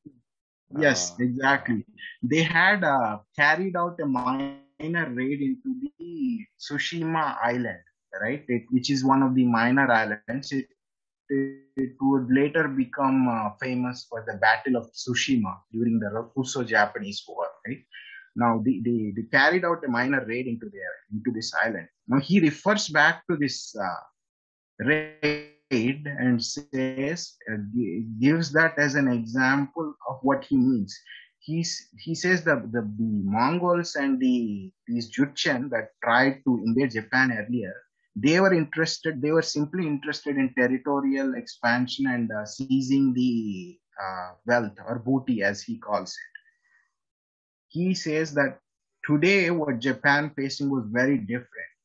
Today the threat was not just physical, it was ideological. As he says, allies itself to convert the entire world to their religion, right? And he also says, in today's era of warring, this is at another place, in today's era of warring states, The Mughal and Turkish empires used Islam to strengthen their armies and enlarge their domains, Turkey being the more successful. But neither has attempted to invade our Middle Kingdom because they specialize in cavalry warfare to the detriment of naval operations. So, to me, this is very striking because here you have someone from a country which, never really faced anything from the Muslim world, and yet he was able, and he, as far as I know, the Japanese had no access to the Quran or the Hadiths or anything like that, right? Actually, we know that I came across a snippet somewhere saying that the Tokugawa actually banned the whatever scraps of Quran that came into their hands because they were under the impression that it was another form of Christianity because it was so similar, right? And so and yet he managed to reach these conclusions. And so this text is very important because many of the debates that the Hindus continue to have today, he already dealt with all this in his text in the context of Japan of his day. So, for example, today we hear debates about whether Hindutva is more important or Vikas is more important. Vikas meaning development, right? Economic and strengthening ourselves economically and technologically and so on. So he say in his day also there were people who argued that Japan needed to strengthen itself in terms of its economy and the military and so on. He never says that that's not important. He actually advocates that he even refers to Peter the Great of Russia, right, as a role model, right? He says even though the Russians are barbarians, Peter the Great went and learned from the Western Europeans and raised Russia to the great power status. So that is someone that we need to learn from and emulate, right? So he does not deny the importance of Japan catching up technologically or anything like that. But he also says that,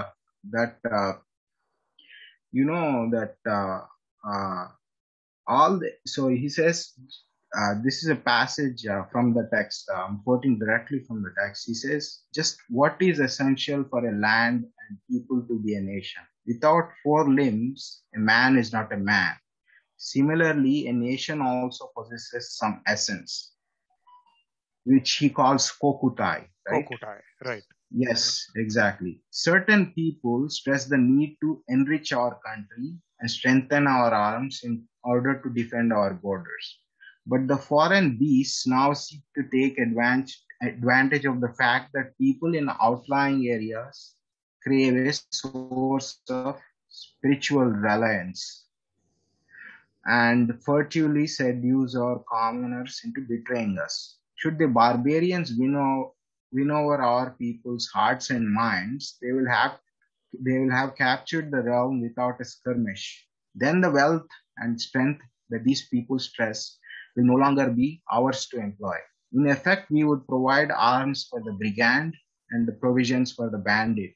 What a pity if after all our meticulous planning and painstaking effort, we merely ended up joining the enemy's ranks, right? So this is his answer to the Vikas-only crowd of his day, right?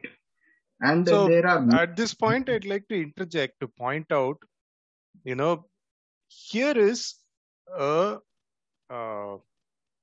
country and a people who have, by the dictates of a supreme commander or a supreme leader, have decided to shut themselves off from the rest of the world. But they have also encouraged their people to study the rest of the world and understand and again, it is not just about one individual, I mean, it's not just Aizawa who exhibits this remarkable curiosity about the rest of the world.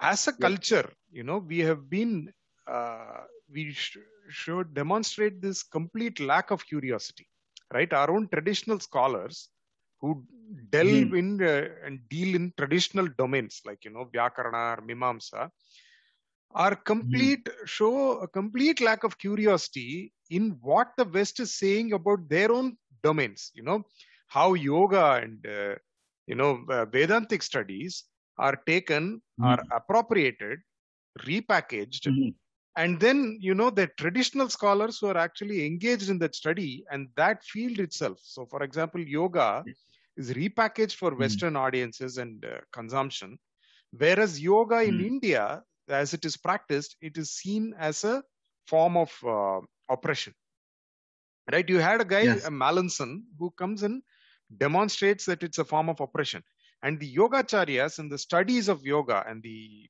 acharyas here who study yoga as a discipline, part of their traditional studies, show a remarkable lack of interest in even knowing about this individual. So forget about going to study and to analyze a complete foreign system from a Indian viewpoint. Forget about doing things like that. They show a remarkable interest in what is the foreign contribution and foreign view of their own field of study, right? There are, of course, this was redressed to some extent from a political point of view by Savarkar and Golwalkar, Chandranath Banerjee, Savarkar and Golwalkar, and the early 20th century thinkers, Hindutva thinkers. But the early 20th century Hindutva thinkers were also hobbled by their lack of background in our own traditional studies. Traditional knowledge systems. Yes, exactly. So in that, to me, Karpatri Maharaj stands out as a, really a shining beacon of intellectual curiosity. For example, his essays on Ramrajya and Marxwad attempts to look at Marxism, which was the dominant philosophy of that time, in the context of Hindu traditional viewpoint. Anyway. So I will just give one more remarkable example to me. As I was saying, the Russians had started expanding eastward. Siberia came into their hands, right? So eventually they reached close to the Japanese shores, to Hokkaido, what is now Hokkaido, right? And the Japanese began hearing tales of how the Russians were converting these simple-minded tribes, the Ainu and other tribes that were not so technologically advanced, right? And they heard about the conversions and stuff that was going on, and they became very curious about Russia. So, for example, the earliest Japanese biography of Peter the Great was written in 1805 by a guy named Yamamoto Saisuke, if I remember correctly. Now, you compare that with our situation. As far as I know, even to this day, there is not a single decent biography in any Indian language of Qin Shi Huangdi, who united the Chinese under legalism. And as far as I know, there is no biography of the Qianlong Emperor, under whose rule the Qing Empire finally reached our borders, because he conquered Xinjiang and all these areas. And they find now. So that is an example of the contrast. And even today, as Manasa Tarangani was pointing out in his podcast with you about China, there is a remarkable lack of curiosity about China, even though there is a lack of curiosity about China in general, yes, exactly. Among our people. Yes, and whatever you find is limited to saying, "Oh, we gave them Buddhism," right? They were our cultural sishyas for 2,000 years and things of this sort, right? I consider them self-delusions, or copium, as the word on the internet is these days, right? Yes.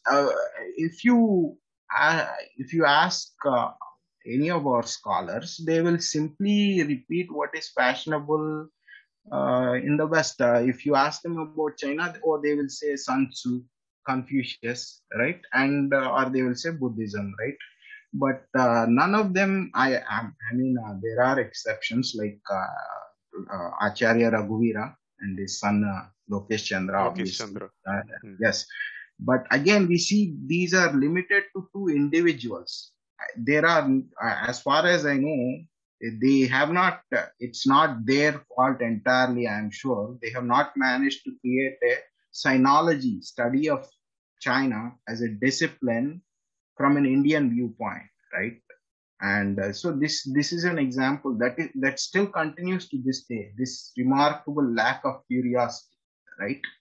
So, anyways, so just those passages should give you a flavor of why I consider Aizawa to be a very important thinker, because it's not just these things. There are many other things in that book. A friend actually considered it so important that he took the trouble to go find it in a library, and he managed to scan it for me. We managed to upload the entire book online to archive.org, the translation of this new thesis. So just one final passage from you to give you a flavor. So one of the things that we always hear, sometimes, this crowd we have that says that, oh, we survived for 5,000 years, so the gods will take care of everything. Why do you worry, right? Yeah, But go to your office, they try talk, to get your next promotion, and yes, everything will be well. yeah. Why are you worried about these newfangled religions like Islam or Christianity? They're mere children compared to our Sanatana Dharma, right? They talk like this. Now, I'm sure there must have been Japanese of this kind in Aizawa's day, because he says this again. The dimwits argue the barbarians' religion is a set of shallow base doctrines. They may deceive stupid commoners with it, but they will never beguile our superior men. There is no cause for alarm. But the great majority of the people in the realm are stupid commoners. Superior men are very few in numbers. Once the hearts and minds of the stupid commoners have been captivated, we will lose control of the realm. The ancient sage kings enforced harsh penalties for seditious and subversive activities. Such was their hatred for those who incited stupid commoners to rebel. The barbarians' religion infiltrated Kyushu once before and spread like this plague among the stupid commoners. Within less than 100 years, 280,000 converts were discovered and brought to justice. This indicates how fast the contagion can spread. Should we allow our stupid commoners to be deceived and converted once again? And in addition, should we permit nefarious lords such as Otomo Sorin and Konishi Yukinaga to win over and employ these converts in furthering their wicked ends? The resulting insurrections will not be easy to suppress. It is of no avail for a few superior men to remain untouched by the pollution spreading around them. The immunity of superior men to Christianity does not permit complaisance. So that is his answer to these sort of talkers, right? And so that's why I consider this a very important text, and him to be a very important thinker, right? Yes. See, because if you look at it, it is not uh, an Islamic theologian who is saying things like this, right? Mhm. Or it's not a Christian theologian or a Western a Western imperialist intellectual who's talking about. It's not a Rudyard Kipling who's talking about a rival religion. It's about somebody from a fairly tolerant culture, which had allowed various strains of Buddhism to flourish, even though there was a native religion of the the Kamis, the gods of Japan, which were native to Yes. there. place. Yeah. They had allowed a foreign faiths and multiplicities, Nichiren, Yes. Zen, and so on, to spread. They had taken and adopted various aspects of legalist doctrine. They had adopted Confucian doctrine in their Mm. political and social thinking. They were fairly tolerant about allowing the Ainu and tribal, uh, faiths to continue. They used to import Korean shamanistic practices and drummers, the Mm. ceremonial drummers, into the imperial court for their Korean soothsayers and Korean shamans for Mm. augury and for healing and so on. And they were fairly comfortable with all of this, but they recognized, and even though they didn't articulate it, Aizawa and Mm. even the earlier ones were men of actual administration, but Aizawa was the thinker who Yes. synthesized what the observations made by men of administration. He Yes. synthesized it, and he clearly saw the difference as to how these two faiths were proselytizing, not for the sake of certain religious beliefs, but as a imperialist plan to Yes. gain. He saw them as the way they are, as a complete political, social, and religious system. So Yes. this is, Aizawa is a very remarkable individual. As an individual, we don't know what he Yes. looked like, what he ate and so on, but as an individual, his thoughts are pretty remarkable. The way Chanakya's thoughts are very remarkable and stand for all time. Aizawa Yes. is also a remarkable individual, which we should be, especially we Indians, should be studying more of, to see how they Yes. have done so well as a culture, Yes. as a civilization. Yes, exactly. So anyway, these three schools made their own contribution, right? The Dutch in helping the Japanese know about the outside world and so on. So one of the questions I saw in your emails was what was the catalyst for Japan, catching up, right? Because it was the only non-Western power to relatively successfully deal with the Western industrial challenge, right? And these schools all made their contribution.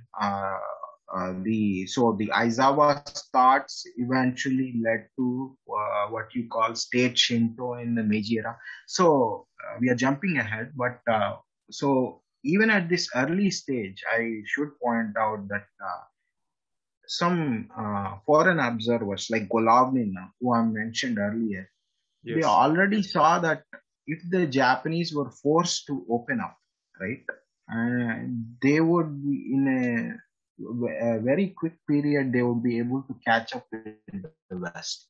Because Golovnin actually says that we should leave the Japanese alone, because if they were provoked, they would catch up with the West and they would dominate the Pacific Ocean, and they would threaten the European colonies and settlements on the west coast of America.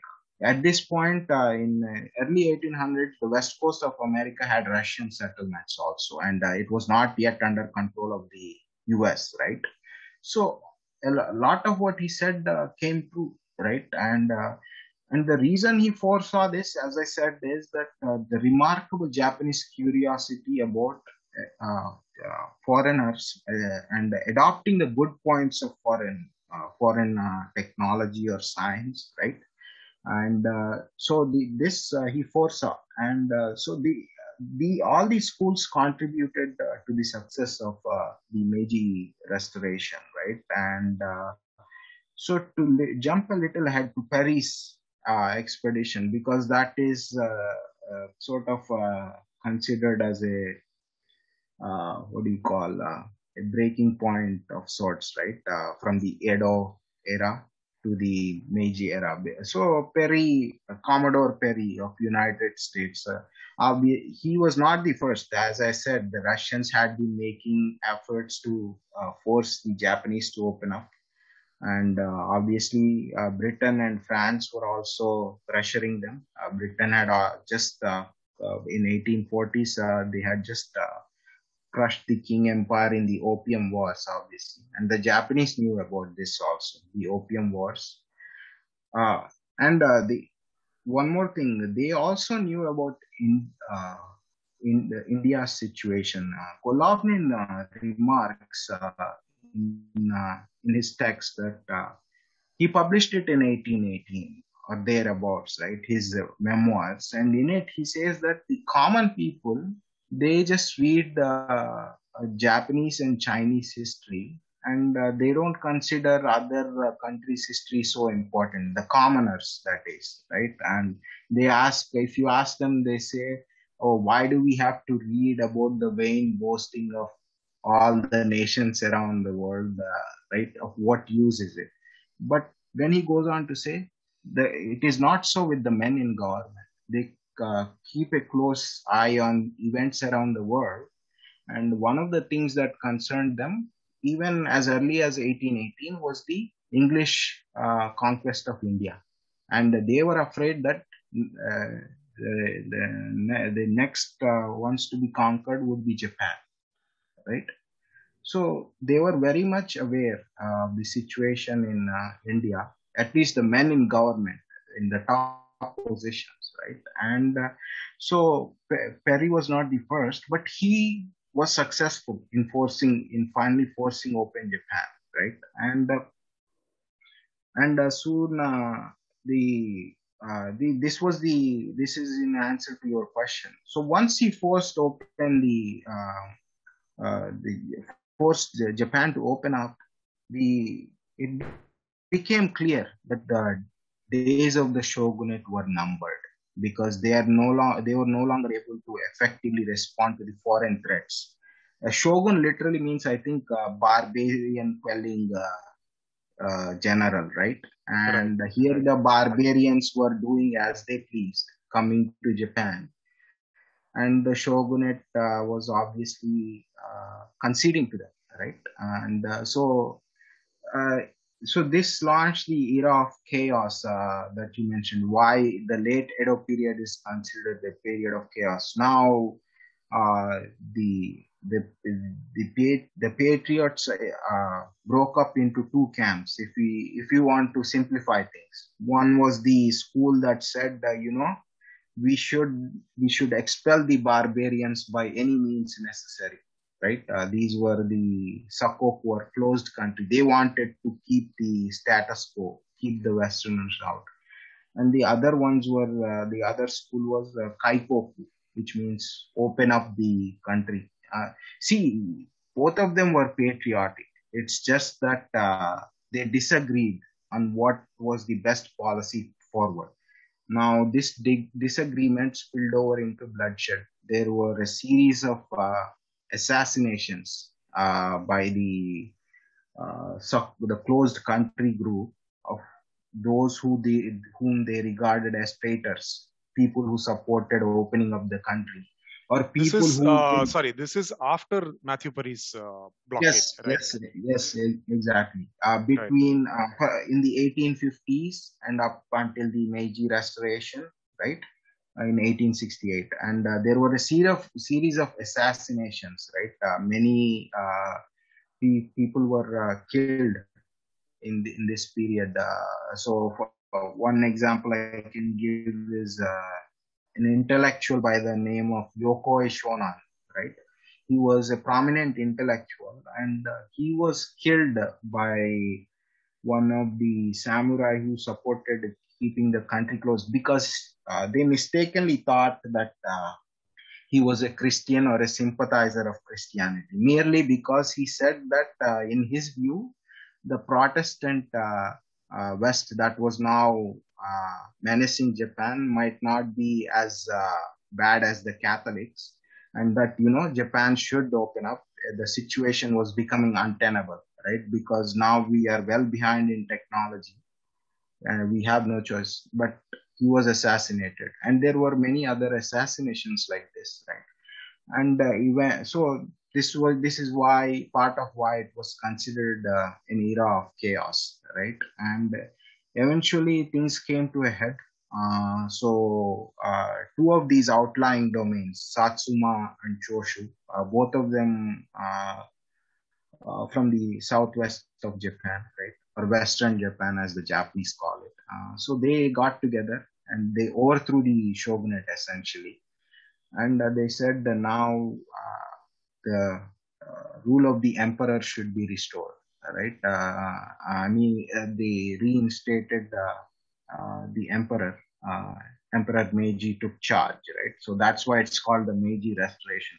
Now, obviously, the emperor was still young when he came to power, and a lot of it what went on in Meiji Restoration. He never he did not have a direct political say in everything.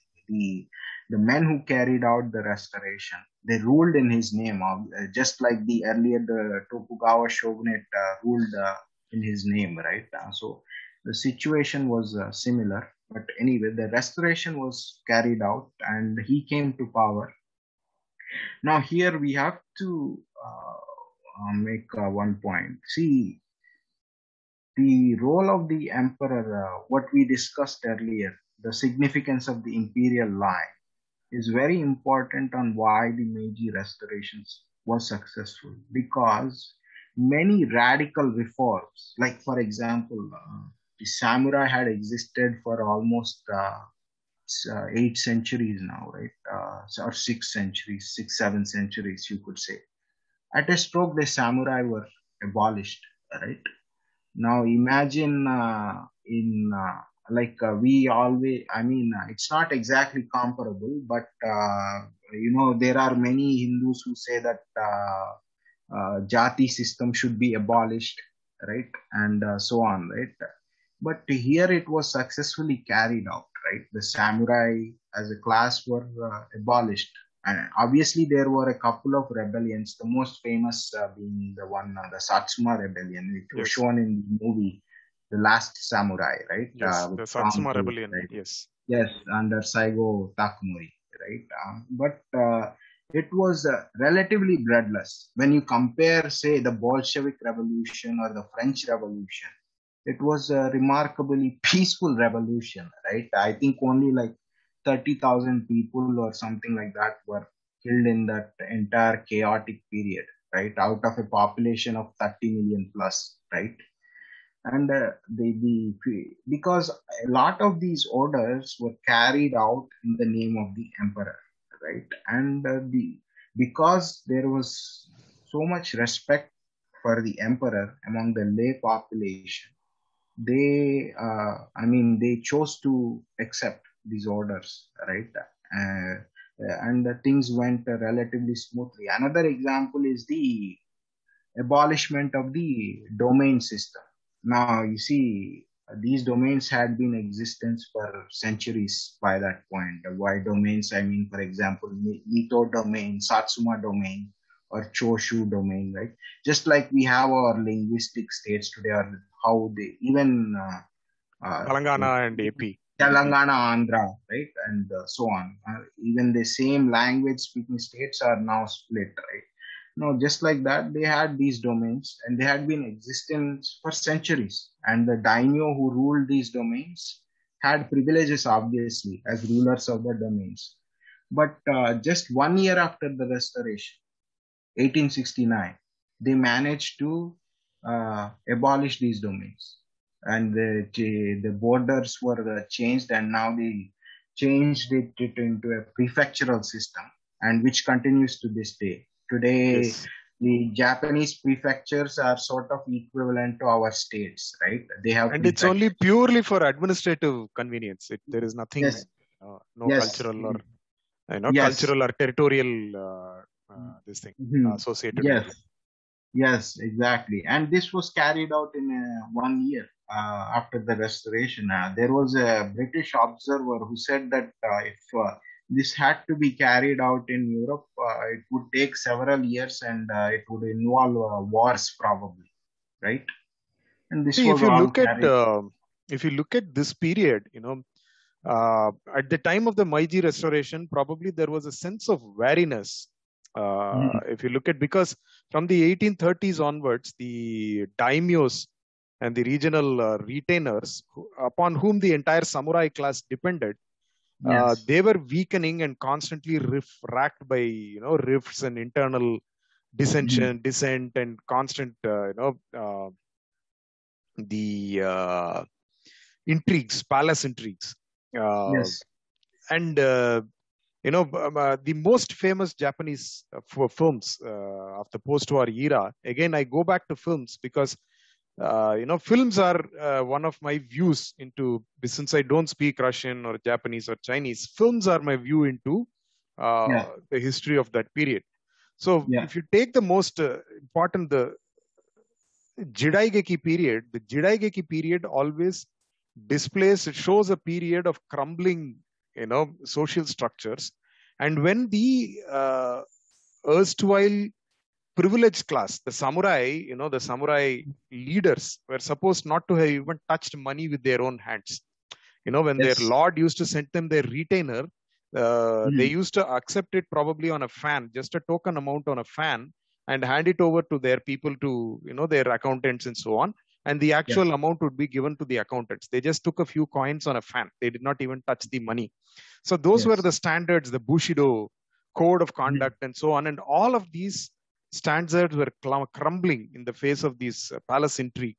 And in Yes. any one of those, especially in um, the Japanese director, the greatest Japanese, in my opinion, the greatest Japanese directors, um, uh, you know, uh, just his name just slipped my mind.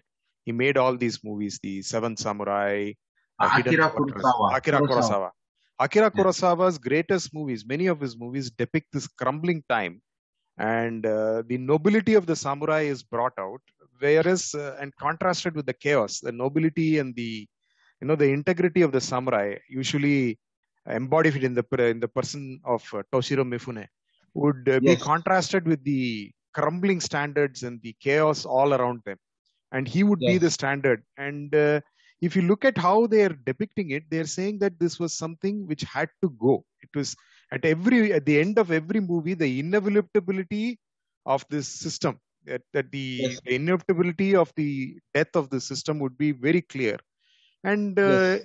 when Meiji just took over, he was just, in a sense, articulating the zeitgeist, Yes. just saying what everybody felt. And he said that this has to go. And let me be the person to, just dismantle this whole thing, in Yes. a sense. Yeah. So, in regards to the samurai, one curious fact, it points to the same phenomenon that you're talking about, was the fact that the samurai, theoretically, they were the elite, right? They were at the top of the hierarchy. But by the late Edo period, many merchants became very prosperous, even though they were theoretically the lowest class. They were supposed to be the lowest. They became very prosperous, right? The merchant class as a whole, because it was a time of peace, right? Obviously, business flourished, right?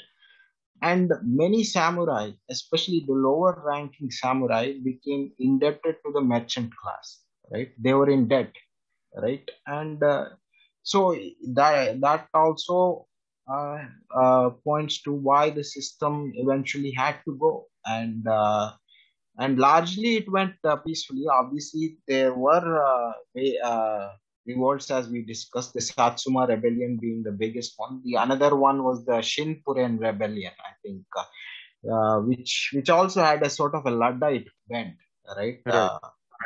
And so so the to move on, so eventually the Meiji Restoration was relative very successful in the sense that it turned Japan into a modern industrial power within a relatively short period of time, right?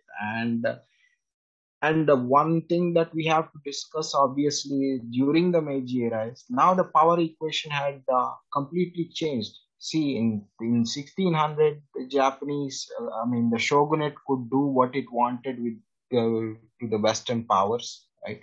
To the Christians. But now the situation had completely changed, because if any Western power had decided to attack, the Japanese had no chance of defeating them in a war. and all of them were pressuring the Japanese to, legalize Christianity, permit the re-entry of the missionaries, and this sort of thing. And the Japanese had no choice but to agree, right? And but again, right, right from the start, I think 1869 it was that many of the top leaders of the Meiji Restoration, like Kido Takayoshi and Okubo Toshimichi, right? They held a conference of sorts, right? And they decided that we can no longer directly suppress Christianity as it was done in the past, but still Christianity has to be kept out of Japan. And the way to do it was to promote Shinto. The government was to promote Shinto, and to counter Christianity. And this was the genesis of the state Shinto system, and the emphasis on the worship of the emperor, right? I mean, the reverence for the emperor was always there from the earliest period of Japanese history, but now it was elevated to a very central concern, right? Involving the entire population, so, for example, they passed something called the Imperial Rescript on Education, right?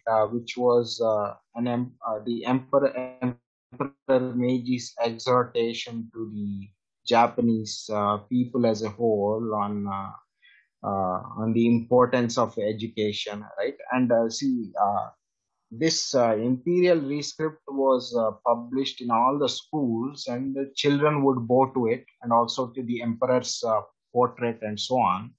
And obviously the Christians objected, right? They said we cannot, this is idolatrous, right? And they objected to this, and this created this made them even more unpopular, because they were seen as being anti-patriotic now, right? So, right from the start of the Meiji, again, they started devising new methods to control Christianity. Another thing that is interesting is the Europeans, the missionaries, remark that the facility with which the Japanese imitate or adopt, the rapidity with which they adopt our means to beat us, is shown by the fact that they are now using Darwinism to discredit Christianity. So they were translating Darwinian science and using it to attack Christianity as being absurd, right? And there were also the traditional arguments that were continued. So whatever Mitogaku put forward, they were updated for the new era. So things like the dual loyalty of the Christians, or non-loyalty, I should say. The Christians were not patriotic, or that, if Japan was to adopt Christianity, then obviously it would mean a complete replacement of Japanese culture as we know it. Because, for example, you would have to throw out the ancestral tablets that the Japanese still keep in their homes to this day, right? Because they are considered idolaters. So all these sort of arguments were mobilized to say that Christianity was not to be permitted, and there were assassinations well into the Meiji era.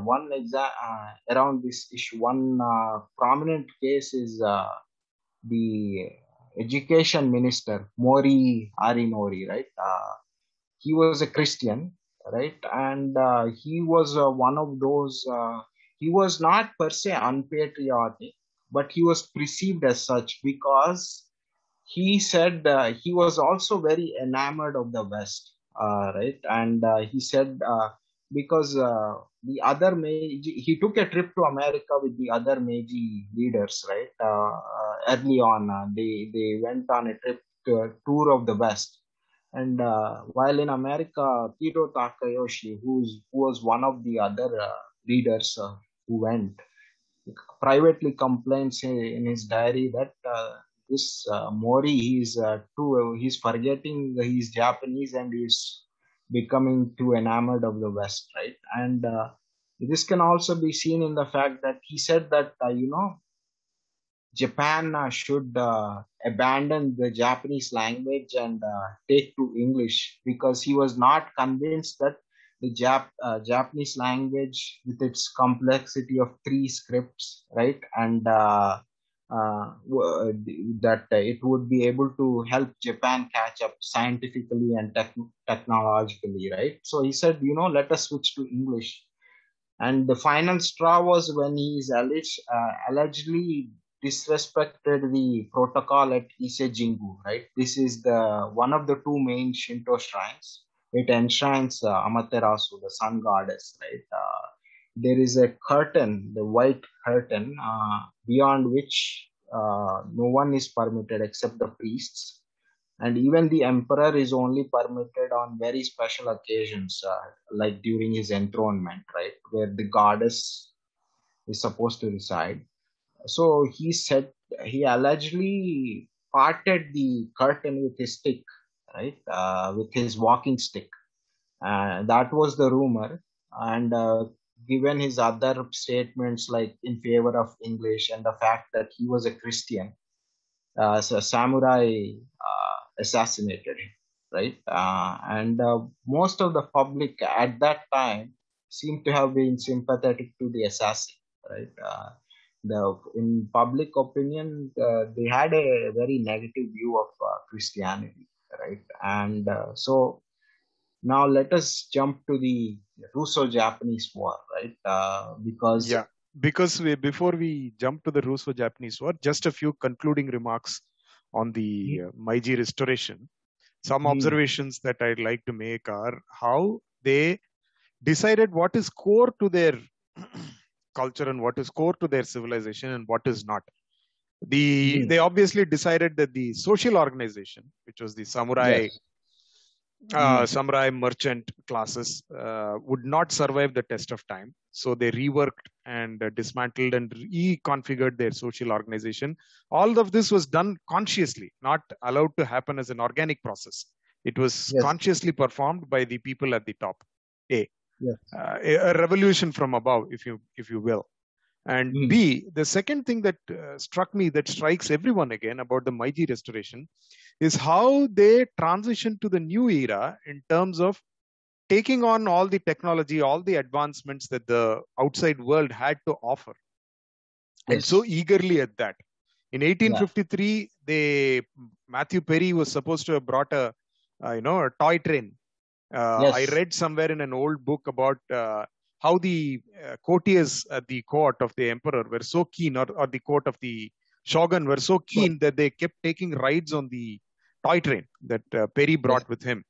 But within a couple of decades, Japan had a functional railway system, which was indigenous, not something which somebody else had given to them. So it was really something which was really striking.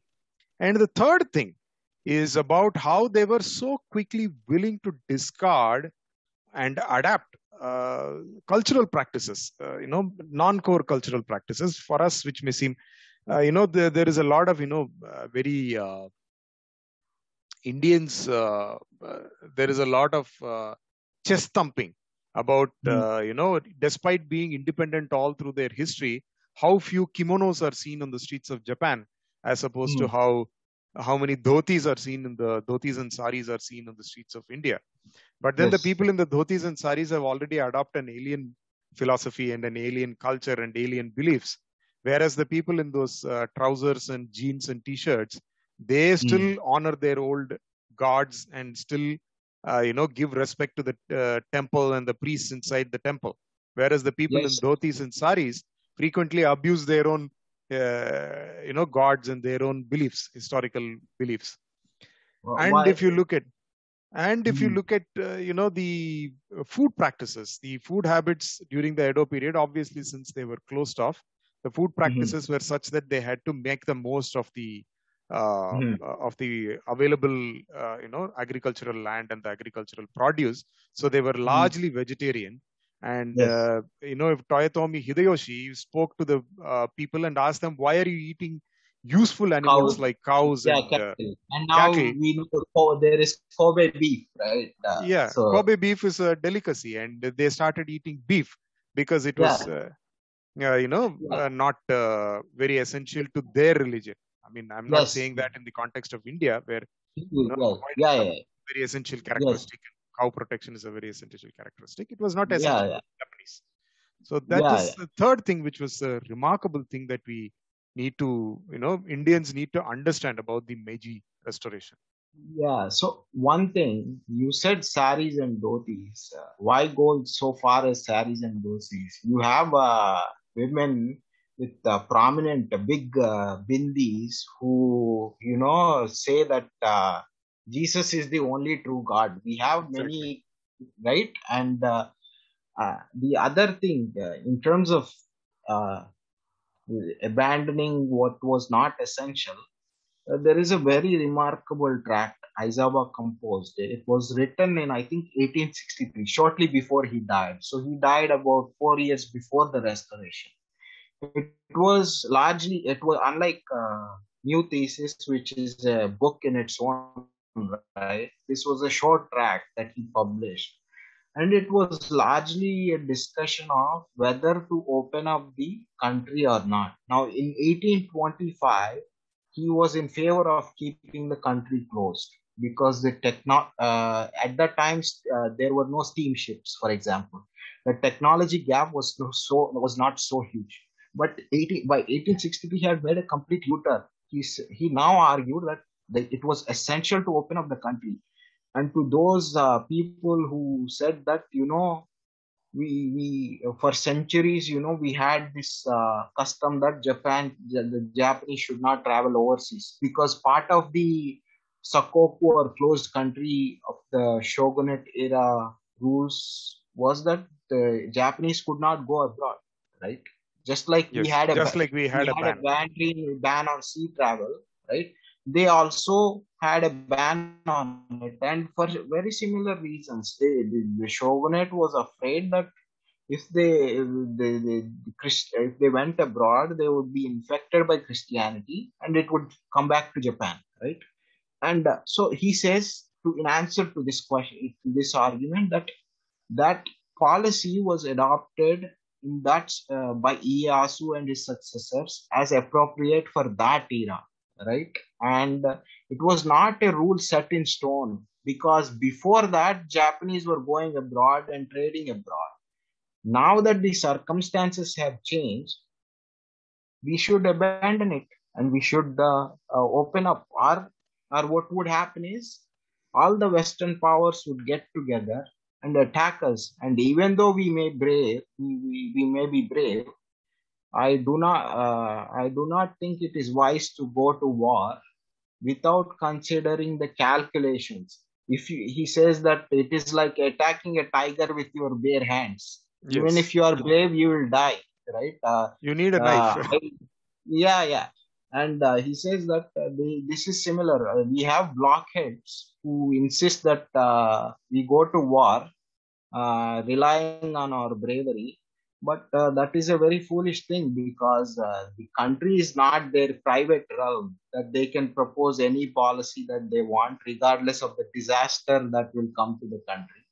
Instead, we should open up and be in line with the trend of the times, as he says, right?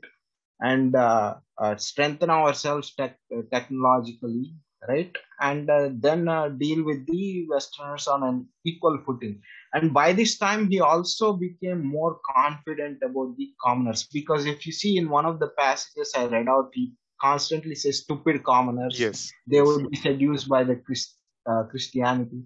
But by in this tract, he says that the commoners know that even without having to be told repeatedly, Christianity is very evil religion, and we should not fear that they will be seduced over to that religion, even if we open up. So this is another example. But just to digress slightly, in terms of this thing about dress, now you see the Orthodox Jews the ultra-Orthodox Jew, who spends all his time reading the Torah and producing 7, 8, 9 kids each, right? That is the phenomenon wherever they live, in Israel or abroad. He's not dressing like the how the ancient Jews would have dressed. He dresses like an 18th century European, when they were let out of the ghettos of Europe, the coat and hat. This is not ancient Jewish dress, obviously. But what counts is the spirit. He's devoted to the Torah. We may question the worth of the devotion to that text. The outsiders may question, but he has kept the spirit. And so things like dhoti, sari, or even language to an extent, they are important.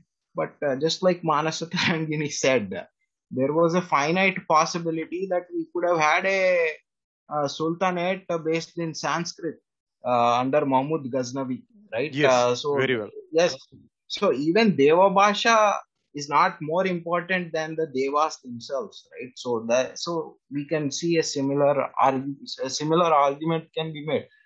And one final thought, I think I saw a news in the Hinduism Today magazine just a few years back.